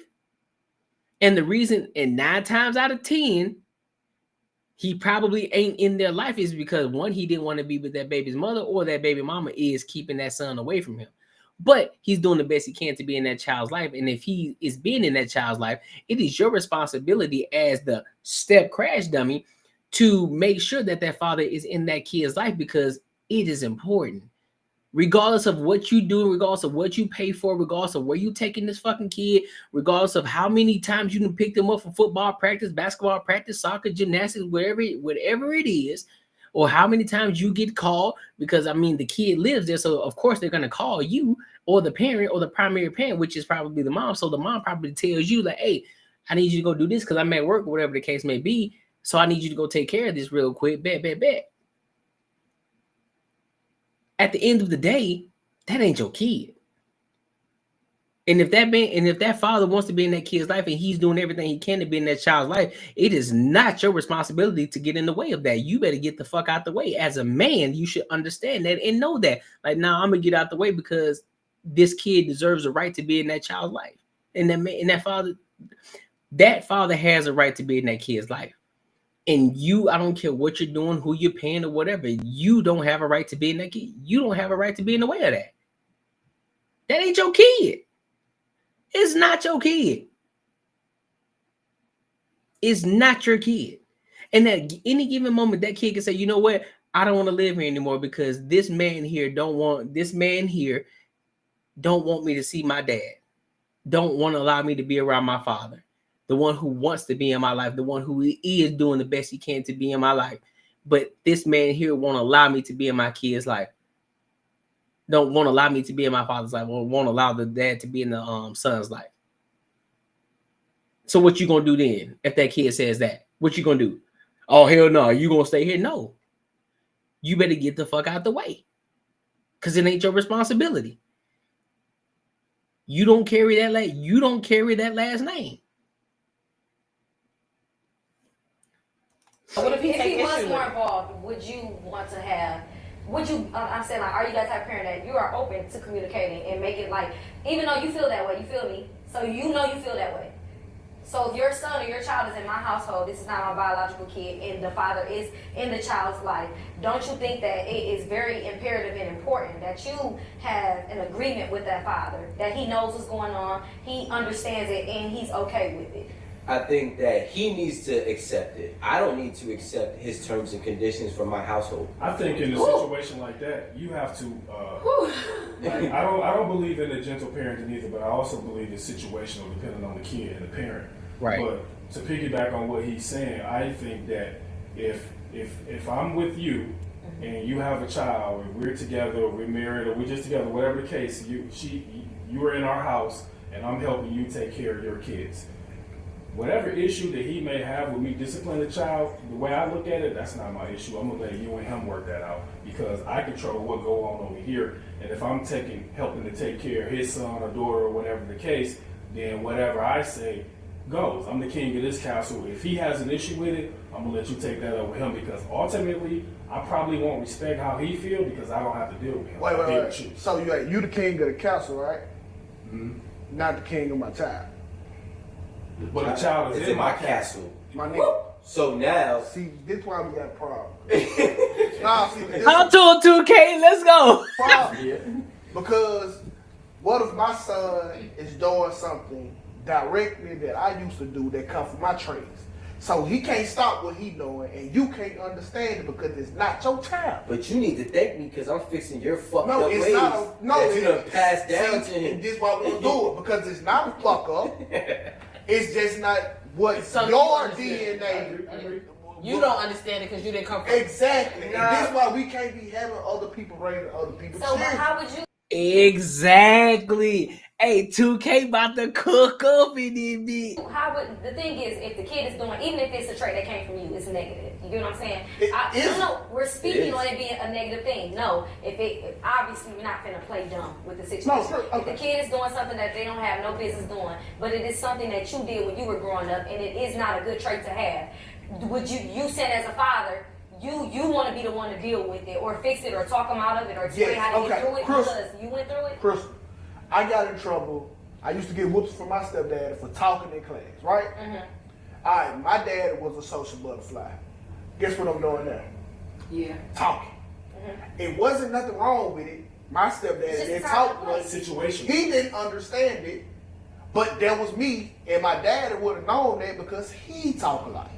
You want to know something interesting with that story? I really hate agreeing with you, but my older two children, it's something that I noticed with Chandler recently. My older two children are very quiet and very much so like, we always say, quiet is respectful. They got to get better with that but, quality. Quiet is to be sneaky or whatever. The sound. They're very quiet. They're deemed respectful children. They're very much so, to themselves. And getting to see yourself in a child is one of the most humbling experiences. Oh, yeah. Like, when I get to see Chandler starting to get active and talking and all that, and I be like, oh, where do you get that from? Oh, the older two don't act like that, so you have to get it from me. Hey, baby, come here, let's talk about it. So I do think that there's a point to what you're saying, that, some things is nature versus nurture. Yeah. But I think that the bigger conversation and zoom out to see the bigger picture would be, hey, is it okay for this man to be the primary man in my child's life if I'm not willing to step up to be the primary man in my child's life? But the only reason he probably the primary is because his mama won't release the cussing.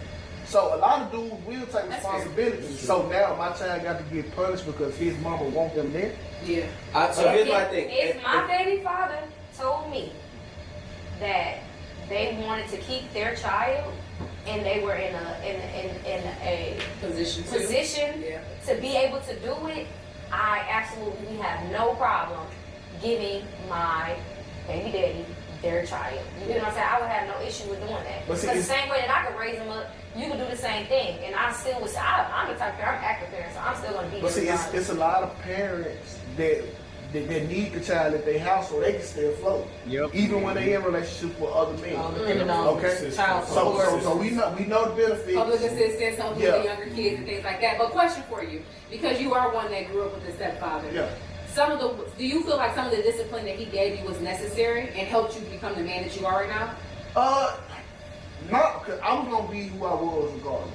Now, the discipline that he did give, now it's core stuff that no man will go for. I think that's what I should have been punished for, and then others should have been conversations. Okay. But the thing is, getting a whooping from your stepdad don't feel like getting a whooping from your dad. What do you mean by that? Okay, listen. Your dad, when he beating your ass, he beating it out of love. Yeah. You know what I'm saying? When it's your stepdad, it's just another person who he hits it. That's how the child is viewed. Listen, hold on. Whenever you get done, that dude and that son, these are two strangers in the real world. Yeah. He hit me out of, listen, I'm trying to teach you this lesson. Your father's whooping your ass with love. And he's still trying to teach you a lesson. I disagree. Hey, listen. Thank God I never had to grow up with a stepfather. I thank God that I had both of my parents in my life. Because it put me in a position where I didn't have to raise any. It put me in a position where I didn't have to be a step crash dummy. Shout out to Anton Daniels. It's different, bro. It's different, dog. It is different. It is different. And I don't care who you are, care what you say. Being a dad in itself can be a thankless job. Being a dad in itself, being a biological father is a thankless job in itself.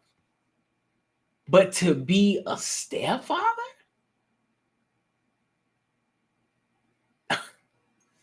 To be a stepfather? It's a no for me, dog. It's a no. It's a no. It's a no. I'm not raising no other man's child. I'm not. I am not. The only time that I would see myself doing anything like that is if I adopt a child. That means their parents are gone. They are no longer here in this world. And I'm in a position where I'm able to bring another child in who is not 15, 16, 17, who's on the brink of already leaving the house anyway. They need to be at a young age. I'm talking anywhere between fucking one and goddamn 4. That's it. Other than that, I'm not doing it. Not doing it. Not doing it. Not doing it. And that's I'd have to be in a position of I want another one. I gotta nope. That's it. But I'm not raising no other man's child, bro. It's not happening. Parent who you might have been in, the step parent might have been. Unless, let me say this, let me set the precedent. Unless it was a family member or somebody that I'm truly close to, and it was a situation where I'm their guardian. It's like, look, yeah, I'll bring that. Kind of like, y'all remember the Bernie Mac show where his sister, the story was his sister was on, she was on that booger sugar, and he had to bring the kids into the home. If it was a situation like that, that's different. You feel me? It's like, all right, I got you, big dog. You know what I'm saying? I'm the next of kin. I'm the guardian. I got you. Then I would do that.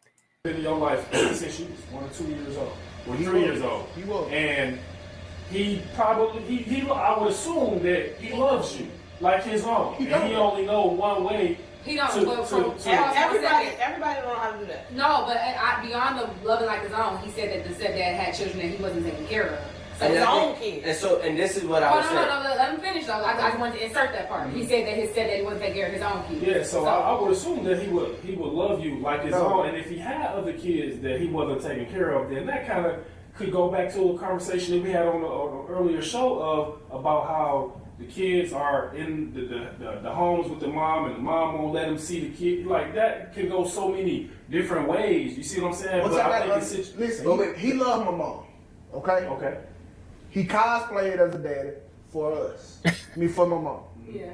So there wasn't no love because when him and my mama divorced, I don't hear from him. Right. Yeah. You know what I'm saying? At 18, you know, he got 18 years with raising me under his belt. And he doesn't talk to you at all? We don't talk. So, but you said you gave him hell though, right? But not, see, But no, it doesn't but like, matter, though. Did y'all have a good relationship As at I some point? He's a kid. Well, but not now. But you gotta understand, he was a child. See, and that's I hear a lot of stories where there are failing step parents. I would argue that I've heard more failing step-parent situations than successful ones. Absolutely. I have a successful one. My mom and my stepfather has been separated since I was about 17 or 18. You still have While we were sitting here, his biological son, who's my brother, calls me.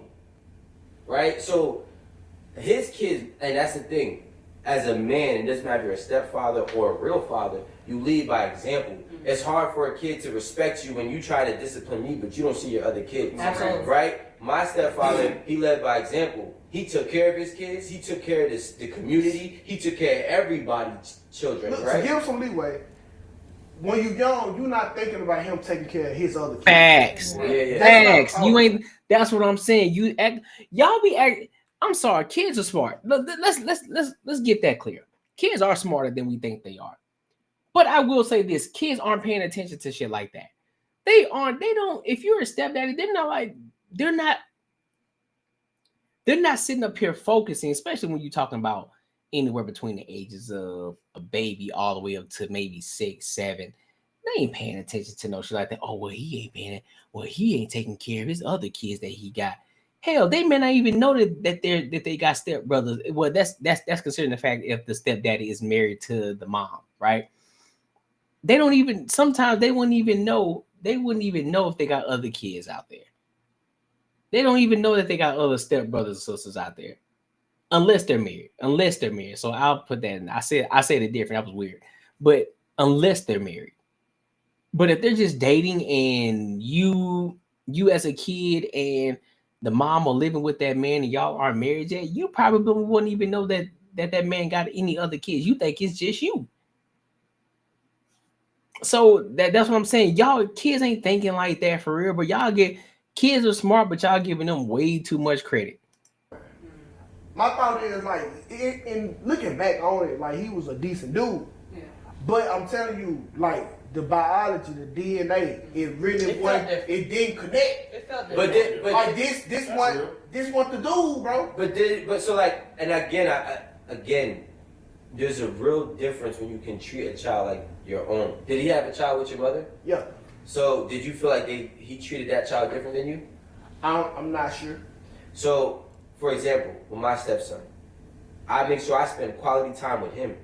Even if I do whoop his ass, guess what happens after that ass whooping? I calm down, come over here, let's have a conversation. Yeah. Now we have to talk through this too. Yeah. Right? The only reason why you got your ass whooped is because you know better. Yeah. But let me make sure you understand why I'm doing this. Because here's the consequence of your behavior later on. Yeah. Right? Guess what? He'll come up to me like, hey Rico, you know what? Can we go for a walk? I know what that means. He wants to talk. He wants to release. I take him on a walk. We walk around the park 3, 4, 5 times. It doesn't matter. So when you are that person, when he had a situation, he calls me before his mother. You understand? Yeah. Not saying. How could you relate to it as more as a man? But that's also my boyfriend before he called me. That's not a slight to his mother. It's not a slight. It's just a connection. That's more to show the connection. Yeah, because when I tell you my oldest two, it's been situations where they've been at their mom's house and they'll hit me like, hey, can I go such and such, or can you call such and such's mom so I can go over there and I'll arrange whatever, and then contact their mom like, hey, they said it's cool, here's the address. Like, I think that it's situations like yours that happen regularly when it comes to step parenting. I joined this crazy ass Facebook group recently called Stepmama Drama, and when I tell y'all I be there having a good time watching them girls go off on each other. It's crazy. I think that I have seen more negative stories and even more negative stereotypes about step parents, especially stepmoms. But I do think that situations like ours exist where you can love that child wholeheartedly, where you can show up for that child and pour into that child. it's just unfortunate that it's so many like little. I wouldn't call them ghetto because when I tell y'all the situation that I be seeing is just so egotistical. It's these women getting with men that have children and then wanting to show the baby mama, I'm better than you. He loves me more than you. My kids that I had are better than your children. Like it's a real bitter weirdness that happened when it comes to dealing with blended families and shit like that. But we said in the earlier episode that we was letting women off the hook. We talking about stepdads right now. We haven't even got on stepmoms. Yeah. But when we talk about allowing somebody into your space around your children, this is somebody who the mother decided was going to be a good fit to be around her. When I pick a mate, it's not just for me. It's for my kids too. I have 2 children. Yeah. So if I invite somebody into my space and into my life and allow them around my kids, if you're not going to be a great role model, example, whatever the case may be, somebody who is positive in their life, who's going to treat them like your own, who's going to feed into them and pour into them like I would, then I don't need you around. That's a decision that the mom has to make. I don't care how good you treat me. You need to do the same for my children. So if you got a son, he going to sniff that bullshit out. Yep. Okay? A nigga know when you cool with him just so you can fuck on his mama. Absolutely. Nah, you right. Okay, so listen, so like, I'd rather a dude date my mama and not talk to me at all. I promise you. Because but see, then she gonna end up getting rid of him. No, she not. No, she not. Because me and my mama got our own relationship. Yeah. And I don't need this dude here acting like he love me and then when y'all break up, I never hear from him again. Yep. That man hurt your feelings. No, I can call him right now. We still good. Like if I see him, we'll speak. Like we yeah, good. But no, that's fine. I just think that I think that he hurt your feelings. Absolutely not. I don't call him either. My phone works. Yeah, I still think he hurt your feelings. But it's the flip side because when I first I hate when women do that. You really want to admit, oh, he hurt your feelings. Who hurt you type shit. Stop doing that. It's just, we don't think like y'all ladies. We don't have that mindset with y'all. It's just, okay, I see what type of time you on. It ain't necessarily the fact that you hurt my feelings. I just understand now. As your boy said, I understand it now. You were just here for the time being. But once I realized that you ain't here no more, you won't even call me. Say less. We good now. I'm straight on you. I ain't hurt. I just understand it now. I like bet. I get it. I'm like, oh, you hurt my feelings. Oh my gosh. No, we ain't hurt. Just like I get it. You're straight. I see what type of time you're on, because at the end of the day, I can do whatever I want to do right now in this world, and I'm still able to pick up the phone and call my dad and talk to my dad till this day. I don't have a BS relationship with my father. I can call my father right now and talk to him and have a full-on conversation. But when it comes to being a stepfather, it's different. It's different. It ain't the same, bro. I don't care how you spin it. It's not the same. It is not. When me and my girl was first together, right? One of my homies, who's older, and he said to me, he's like, yo, never do the step parent shit. Let me tell you why. This is his story. Yeah. He said, I've been in this kid's life since he was 9 years old. I bought him every Jordan that anytime I bought myself sneakers, he got the same pair. Anytime I bought myself clothes, he got clothes. He needed to go to school. I paid for his basketball. I paid for everything. He got himself a little scholarship that I put together for him. Me and his mom broke up, right? After his freshman year in college. And mind you, there was a balance. There was a partial scholarship. I paid the $20,000. Me and his mom broke up, and he act like I don't exist. You know why? Because did he do that because the legacy don't roll over. How did the breakup happen? But to me, it don't matter. It don't matter how the wait, hold on. breakup don't matter. I don't care how my dad broke up with my mom. Yes, you don't. Anytime my daddy has got caught cheating on my mama, guess who caught him? But I love him, right? Absolutely, but it was also some smoke and some animosity there for a very long time. Yeah, of course, but you were able to find a way to forgive it. Because that's my daddy. But that's what I'm saying. So he was telling me, even if I do wrong, I never get forgiven, even though I did everything for you. Did he try to go and have a conversation It don't matter, bro. I mean, look, I can't tell you what else he did, but I just know what he said. And I'm like, yo, let me, because I be damned. Listen. Biological or step. I'm a product of divorce, and my parents divorced at an age where I was old enough to know what was going on, but they didn't want to say anything. Yeah. So we went through that whole, oh, it's gonna be okay phase. Like, and no, it's not. Like, where the hell daddy go? You know what I'm saying? Like, I'm like 12. Like, where did my daddy go? My brother chose sides. My brother chose my daddy's side. The rest of us was like, fuck my dad. And that was my daddy. Yeah. But that's so biological or not. But did you forgive him? He cheated on my, no, in some ways, no. We never. And that is the fucking problem. That's the problem with y'all now. That is the problem with y'all now. Your relationship, let me break something down to y'all trauma bonding ass, bitter ass folks out here in this world. I don't care what happens. Your parents' relationship ain't got shit to do with you. It has nothing to do with you. It ain't your problem. It ain't your responsibility. I don't care how many people try to tell you, oh, the kids get affected. Whether they get affected or not, it is not your problem. It's between them two. It's between them. When the parent says it ain't got shit to do with you, don't worry about it. It's between me and your fucking mom. This whole idea of fuck the daddy, you choose sides. No, you're still my parents at the end of the day. I don't care what happened. As long as you ain't putting your hands on my father or my father ain't putting his hands on my mom, we good.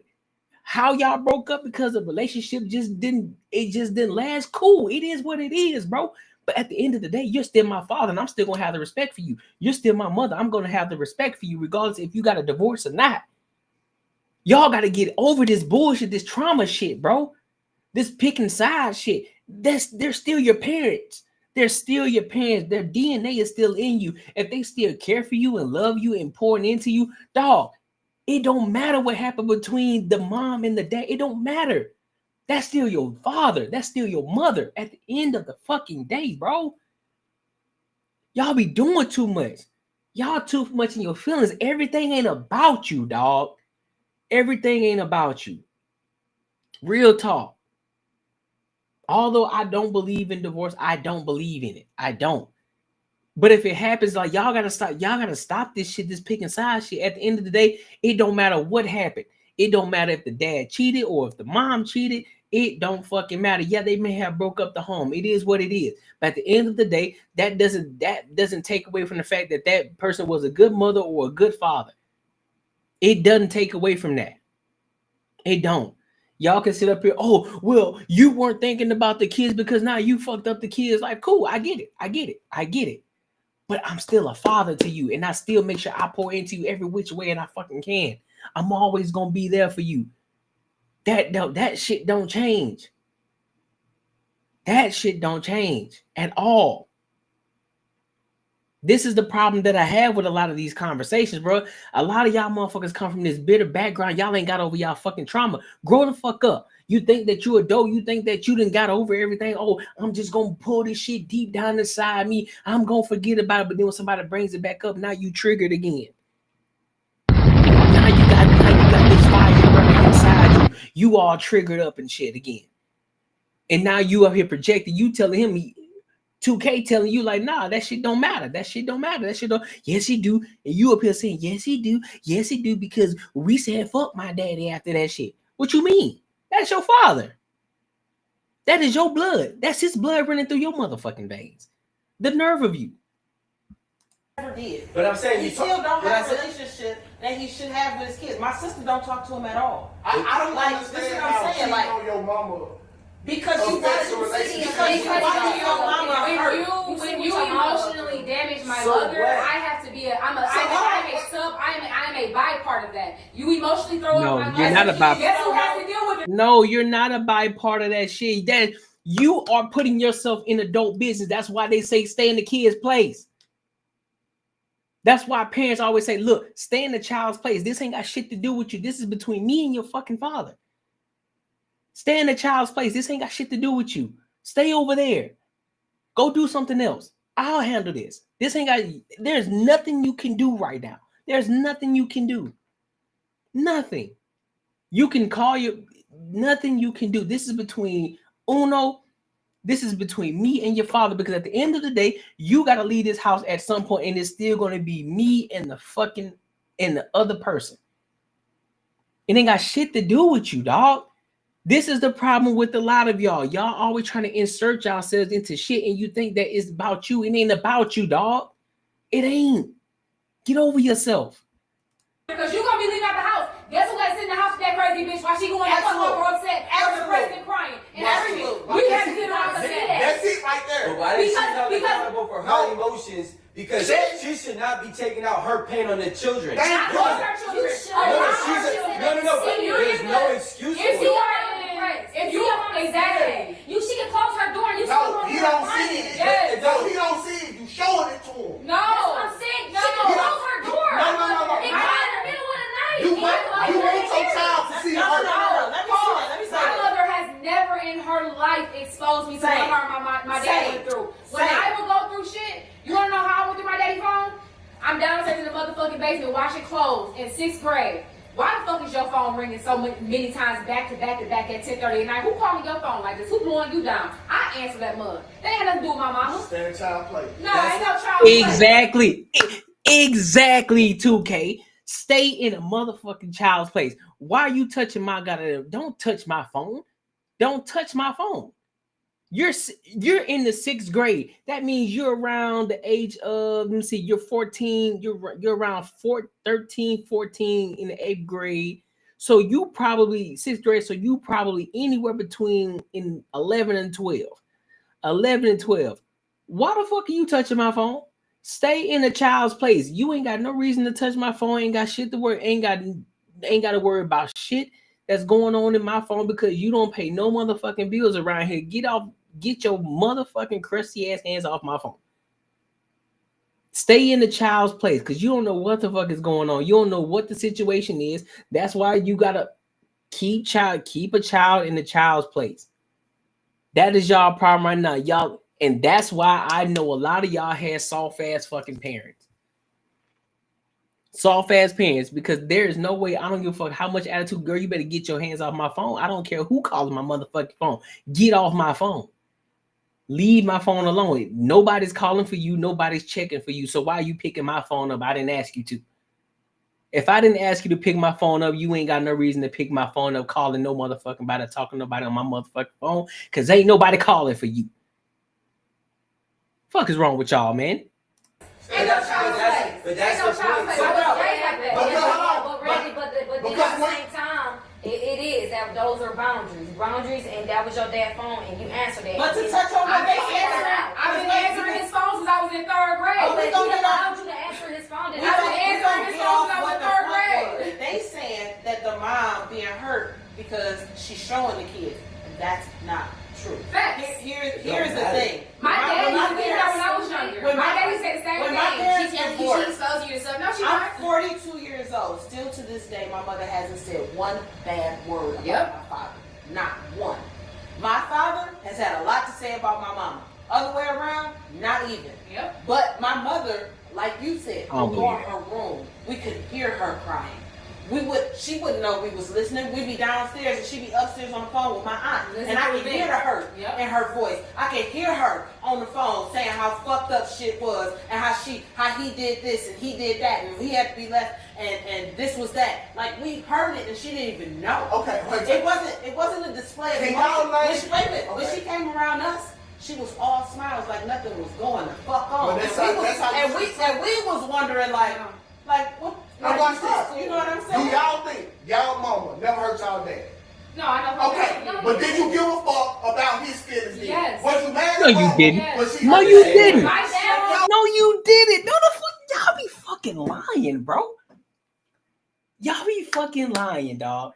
Y'all be fucking lying, bro. Y'all be fucking lying. No, you didn't. You already chose sides at the end of the day. You already chose sides. That's cap. That's fucking cap, bro. That's fucking cap. It's fucking cap. Talking about somebody hurting somebody's feelings. That's y'all problem now. Y'all too worried about getting in somebody else's business. Y'all too worried to stay in the child's place, dog. No, No, we You don't don't. give a fuck how daddy really feel. No, you don't give a fuck how daddy feel. We give a fuck how daddy feel. I'm gonna tell you something. My daddy will tell you right now, I'm his therapist. My daddy literally will tell you right now, I have told him plenty of times, hey, let's go to therapy. Let's go talk to a doctor. He's like, why do I need a therapist? I talk to you about everything. I am my daddy's right-hand man. That's my dog to life, for life. When I tell you for life, absolutely, I give a fuck about what he's going through. And I hold my mother accountable. It might be times where recently where my mom fucked up the bag. Fucked up their bag, dad. You feel me? And he doubled it and got it back, figured it out. And when she complained about something, I'm like, bro, you really ain't, you don't have space to pretty much say about nothing. Yeah, but here's the thing. But you, how you know? Yes, I was. I didn't check the fuck out of my mom. Excel, please, tap me in here. But see, hold on. We ain't gonna put them still your mama, right? Yeah, that's still my So daddy. at what point do I can get so mad that now I don't claim my dad? I never Now get that mad. that happens all the is time. I never could get that mad. But That happens all the time. but- Look at my face all the time. Look at my face real quick. I could never get that mad at either of my parents. But The they niggas do. in that. People do. That's They because- kind of I'm shit gonna like tell you they get that big one as her No, no, parents. but- Absolutely. Listen, and that's the point, Randy. You just be talking. You be inserting yourself at the wrong fucking time. Shut up, bro. If you're gonna be a host, and be quiet sometimes. Let everybody else talk because you bringing your situation in. But the whole conversation was about the individuals where Missy Elliott haircut over there. She was saying that they said fuck the daddy. They completely said fuck the daddy. And you'll be talking about, well, I can never get that mad when about either of my parents. None of them can get me that mad because that's still my daddy. That's still my mama. That wasn't the point. What they were just saying was when the shit hits the fan and both parents break up, typically speaking, they always look at the man as the problem. And they say, fuck the daddy, I'm going with the mama. Regardless of what the fuck happened. They don't care. They don't care about the daddy, what happened to the father. They only care about what happened to mama. We girls literally went through the entire process and said we would be downstairs watching TV. We would hear my mama on the phone crying and talking about all this X, Y, and Z, this, that, and the third. But then she would come back. She would come back talking with a smile on her face, X, Y, and Z. What are we talking about? So therefore, when you see that, automatically as a kid, you're gonna think somebody hurt my parent. Oh, well, my daddy did this. It must have been my daddy, XYZ. That is the problem, bro. But nobody cares to ask. Well, mom, what did you do? Are we only gonna blame daddy for this? Is this all daddy's fault? Because there was this video that I saw. Matter of fact, we did on our podcast on my other podcast at Cut the Noise Podcast. Shout out to Cut the Noise Podcast. Make sure you go subscribe to that channel as well.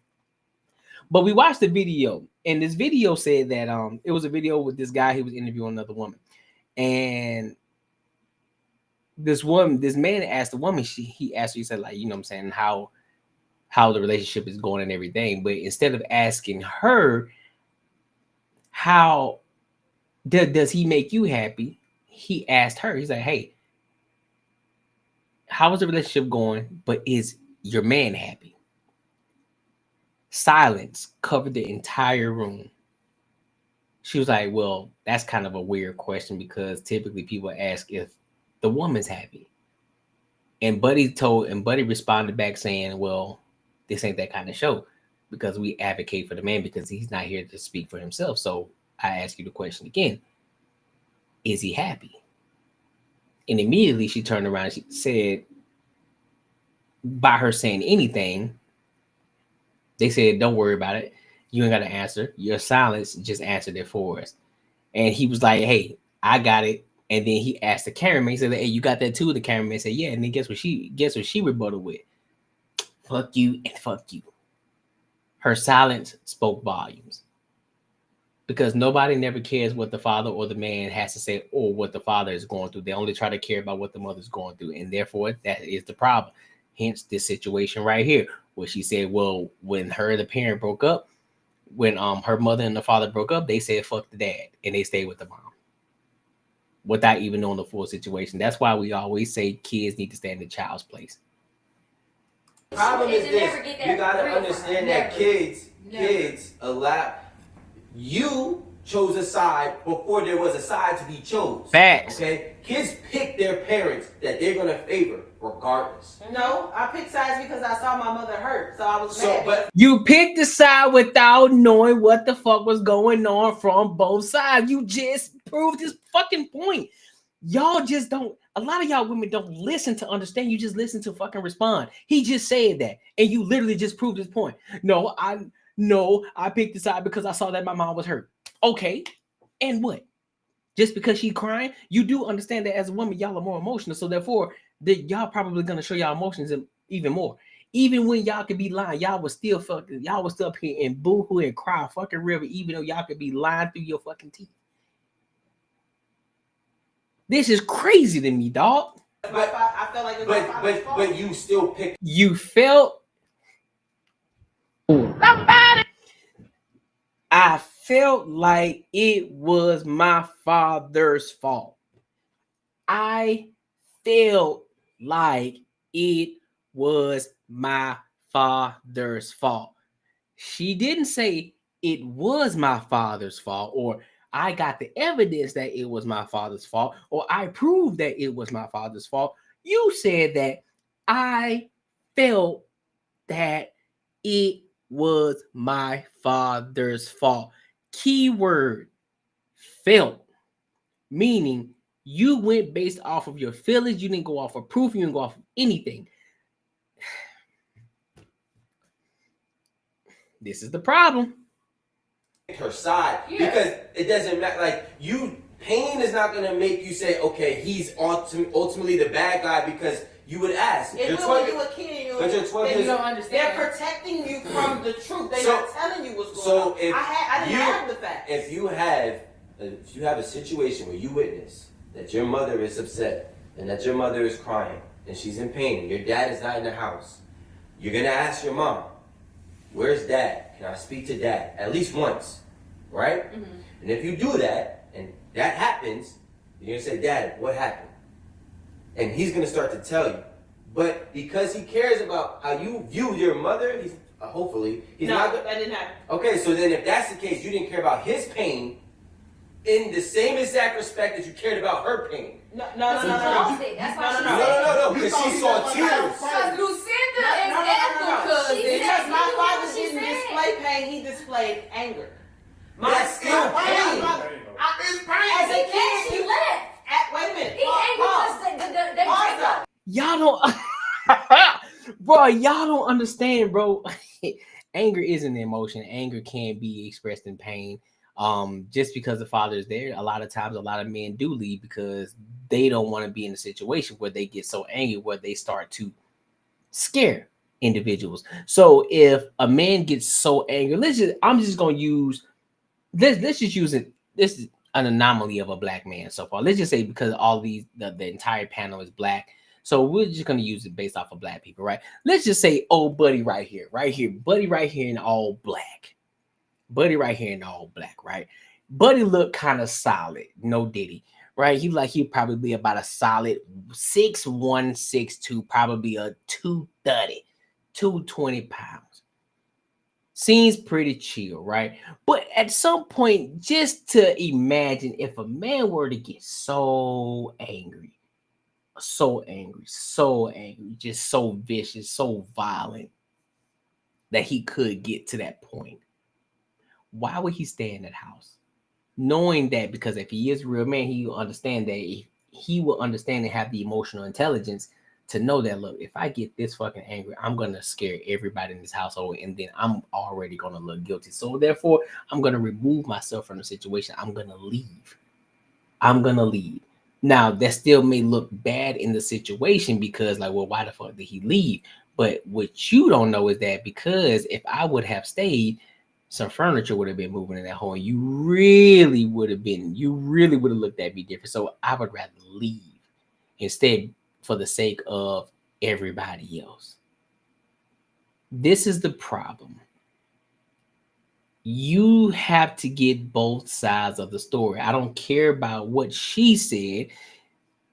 There's always three sides to a story. It's he said, she said, then the truth lies in between there. if you only hear from one side and you always hear from one side, and you don't care to listen to the other side, you've already picked your side already. Regardless if that person come back to you and say, well, no, this person did X, Y, and Z, 1, 2, and 3, you're not gonna believe it because you only been listening to one side, because you only been sticking to one side, and all you've been hearing is everything that person has been spewing out about this individual. So that's why you always need to get both sides. Men do go through shit too. Just because we don't cry and express shit, men go through shit too, bro. Men go through shit too. But because we are in this world where we can't show our emotions, even in fucking sports. You can't show your emotions. That's why they always say, if you roll your ankle now, play through that shit, bro. Play through that shit. Don't let them see you. Don't let them see you struggling, because they're gonna come after you. They're gonna attack you. I'm the same way, nigga. When I was playing sports, if I saw a motherfucker was hurt, I'm going at him. Like, oh, hey, we got a weak link over here. He hurt. Go at him. Go at him. Go at him. It's the same thing with anything else in relationships, in anything. It's the same thing. But I don't know the situation. Because as a kid, you don't compute anger as pain. But you don't learn that till you get older. That's why you gotta stay at a child's place. You're not old enough to compute the feeling. Or y'all can talk. Or communication. It's not just experience. Like, y'all not the only people experiencing this. I had to go through it with you. Exactly. And they didn't communicate. I didn't get a conversation from my father, and I didn't get one from my mother either. You know what I heard? It's gonna be okay. But it's gonna be okay was not okay because shit was different now. And more often than not, I was gonna say, more often than not, when you end up choosing a side, realistically, honestly, I think boys end up choosing their mom's side more often because that's their mama. Girls end up choosing their mom's side a lot of the times because we put ourselves in their shoes as a woman. Like, even if you're a little girl, I remember literally like finding out stuff when I was a kid, a little. So basically, you can't win as a man. Basically, you can't win as a man. Based off of Randy's thoughts, you can't win as a man. Regardless of the situation, they're gonna always believe the mom, even if she was in the wrong. They're gonna stay with the mom because, again, like she said, if the son is not gonna go with the father because the son feels as if he needs to protect his mom. The daughter is not gonna go with the dad because the daughter feels as if they need to. They can put themselves in the mom's shoes. They can put themselves in the mom's shoes based off of her logic. And I'm still like, oh, my husband deserves that. I don't want my husband to be in the future. Like, you still, like, you identify. Because my mama told me, she told me that what had happened when she also admitted that she played games. Mm-hmm. I used to be mad at my dad. My mama was the only person that could fix that. Yeah. Now, how many mamas never come to their kids with the correct confession so their kids can look at their daddy and feel like a whole lot? No, it's not. Stop lying, Randy. Stop lying, bro. At some point, you gotta stop lying. A lot don't. What is a lot? What is a lot, Randy? At this point, you just talking to try to defend, just to try to prove that you're right. No, a lot don't. A lot do not. A lot of women do not confess up what the fuck is going on. They're going to hold that shit to the fucking grave. They're not going to say what they did or what happened or what part that they played in that situation. They are not. A lot of times they're going to tell you, no, it's okay. Everything is going to be all right. A lot of times the conversation ain't even fucking had. If we're going to talk about it, if we're going to be honest about the situation, the conversations aren't even had for real. People aren't really asked like, hey, so what the fuck really happened? What really happened? I think a lot of mamas really fuck up the relationship that kids can have with their fathers, period, and they want that. And then they'll get a new man to come along and pretend like they the dad and, oh, your daddy ain't shit and things like that. Whole time, daddy wanted to be there. You just got some whole ass shit because he broke your heart, which is understandable to certain degrees. But baby, you got to heal yourself and your kids can be better. So, Rich, like I said, so if the parents go through that, the biological parents go through that, the subject at hand with the step parents and the discipline, and the step parents don't stand a chance. Facts. Okay, I'm gonna tell you this. You feel me? Like, it's like you fighting against the win, and that's a game that you will never win. That's why most times I think that step parenting is a rewardless job. And some people, when it comes to being a step parent, is either for you or it's not. And that's why I said, because y'all heard me at the beginning of this video, I said it's a thankless job to be a father in itself, to be a biological father. It is a thankless job. So if it's a thankless job to be a father, a biological father, what do you think a step crash dummy is gonna be? You think you're gonna get the same respect as the biological father? You crazy. So why put yourself in that fucking position?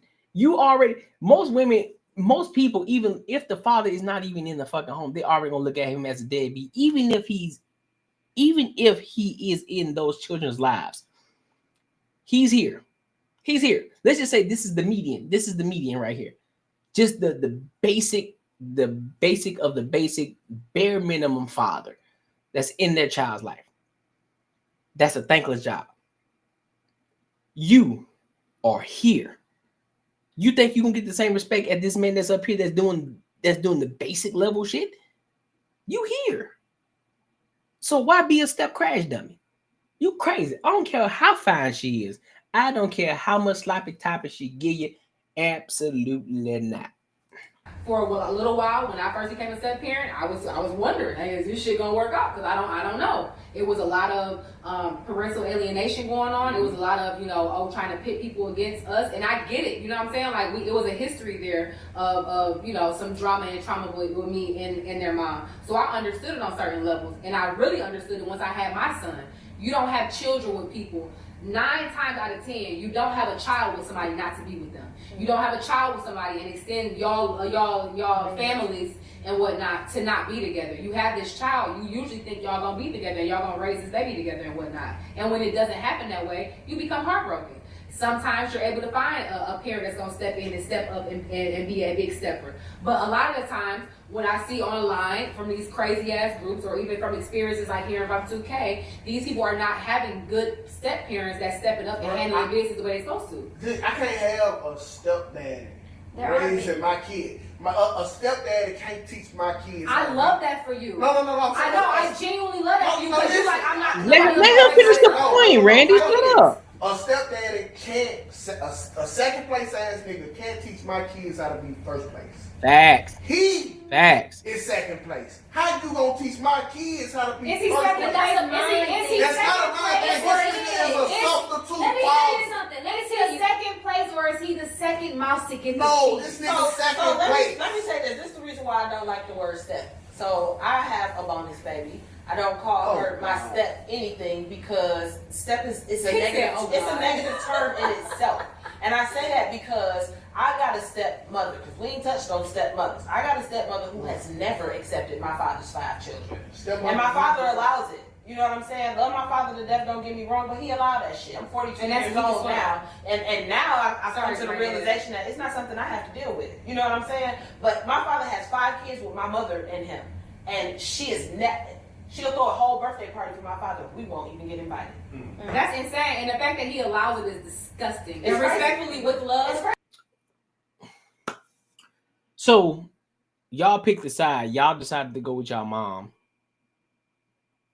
And I'm pretty sure the stepmom had the conversation. Or it could be this, or it could be this, or it could be this. I'm going to play 2 sides. So I'm going to go with the first scenario first. Y'all chose a side. Y'all decided to choose a side, right? Meaning y'all don't never call anything, right? Y'all don't call. Y'all don't go to that. Do anything to try to get in touch with your father. And the stepmom don't know nothing about y'all. Could be. Or the father could have said the entire situation, could have said what happened, what went wrong, this, that, and the third. Probably could have said, you know what, don't even invite them because they don't even want to come. And so she probably got the situation, and she probably like, you know what, because the father said don't even invite them because they ain't gonna even come. It's a waste of time. So you worried about getting an invitation to a birthday party, but have you ever tried to call your father and tell him that you forgive him? He don't need to apologize. I'm sorry. I don't care. I'm gonna say it. He don't need to apologize to you as a kid. You should have been in the kid's place. It ain't your responsibility. If he gonna apologize for anything, he just say, "Look, I apologize for making you a statistic in the single parenthood world." If anything, other than that, I'm not apologizing. I'm not apologizing. The shit that happened between me and your mother is what happened between me and your mother. Ain't got shit to do with you. You should have stayed in the child's place. Simple as that. Stay in the child's place. This is not your responsibility. Ain't got shit to do with you. And leave it be. But you could tell she's still bitter. She's still hurt about the situation. It's on her, bro. It's on her. It's on her. Look, bro, I'm gonna cut it right there, bro. Listen, today was a good live stream, man. It was dope. It was fun. I loved it because one of the big things too. I wanna kind of express something real quick, man. I said it on my Instagram post and my TikTok post as well. I love the people in my circle, bro. I truly appreciate a lot of y'all, bro. The ones who've been rocking with me, I definitely appreciate you, man. We only gonna continue to keep going up. We only gonna continue to keep getting better each and every live stream, whether it's something so minuscule and incremental. We're gonna continue to keep getting better each and every time. And I'm gonna say it here. I'm on the journey to making 500K from strictly through content creation. And I want to be vulnerable with y'all. I want one of my biggest milestones to be, I want to be able to get my first Rolex watch through content creation, not my 9-to-5 job. I'm talking about through content creation, being able to profit enough money to where, and mind you, I'm going to document it too. I'm going to do a live stream where I'm going right into the Rolex store and I'm buying me a Rolex watch. That's when, you know, that's one milestone for me right there. Because I really want that. I really want that Rolex watch. And Air King or Submariner, that's going to be one of my first ones. But I can only do that with you guys' help, meaning, you know, you guys interacting with the page, following, subscribing, you know, liking, commenting, engaging, all of these different things, you know, tapping into your boy's Patreon, tapping into the Cash App, all these different things, helping me get to monetization. And then we can start doing the super chats, all of these different things. So, and also I'm going to do my part as well, making sure that I keep bringing you good content and making sure that I keep bringing you value in any sort of way. But also, I want you guys to really tap in. I really want you guys to tap into the link that's in the comments right now, where you can suggest any topics that you want me to talk about on any Saturday. Mind you, on top of that, because if you do that, guess what? You get a chance to also be a part of the $25. You get a chance to win $25 at the end of the month. But there are stipulations and requirements in order for you to be considered and be a part of that draw as well. I'm doing it at the end of the month. You get $25, but you have to send in your topics. You have to subscribe, of course, and also you have to also engage within the content. You have to engage in the chat, like, and all these different things, share, and all those different things. So it's free to do that. I'm not asking for your money. You finna get free money, and that's all you gotta do is subscribe, engage, like, share, all of these different things, bro, and just send in your topics, and you get a chance to win $25 at the end of the month. So if you do that, I greatly appreciate it. But look, man, we on the journey. We on the journey to 500K, 500K profit earnings for content, strictly from content creation. So make sure you stay up on that journey as well. I'm going to continue to keep posting every week about it and seeing and just showing you different things and different strategies that I'm doing to continue to keep growing as well. So until next time, my good people, man, I appreciate y'all. I thank you all for those of you who keep tapping in with your boy, and I'm going to continue to keep remaining consistent and continue to keep leveling up each and every day. And I hope y'all join me on this journey as well. And until next time, I'll see y'all.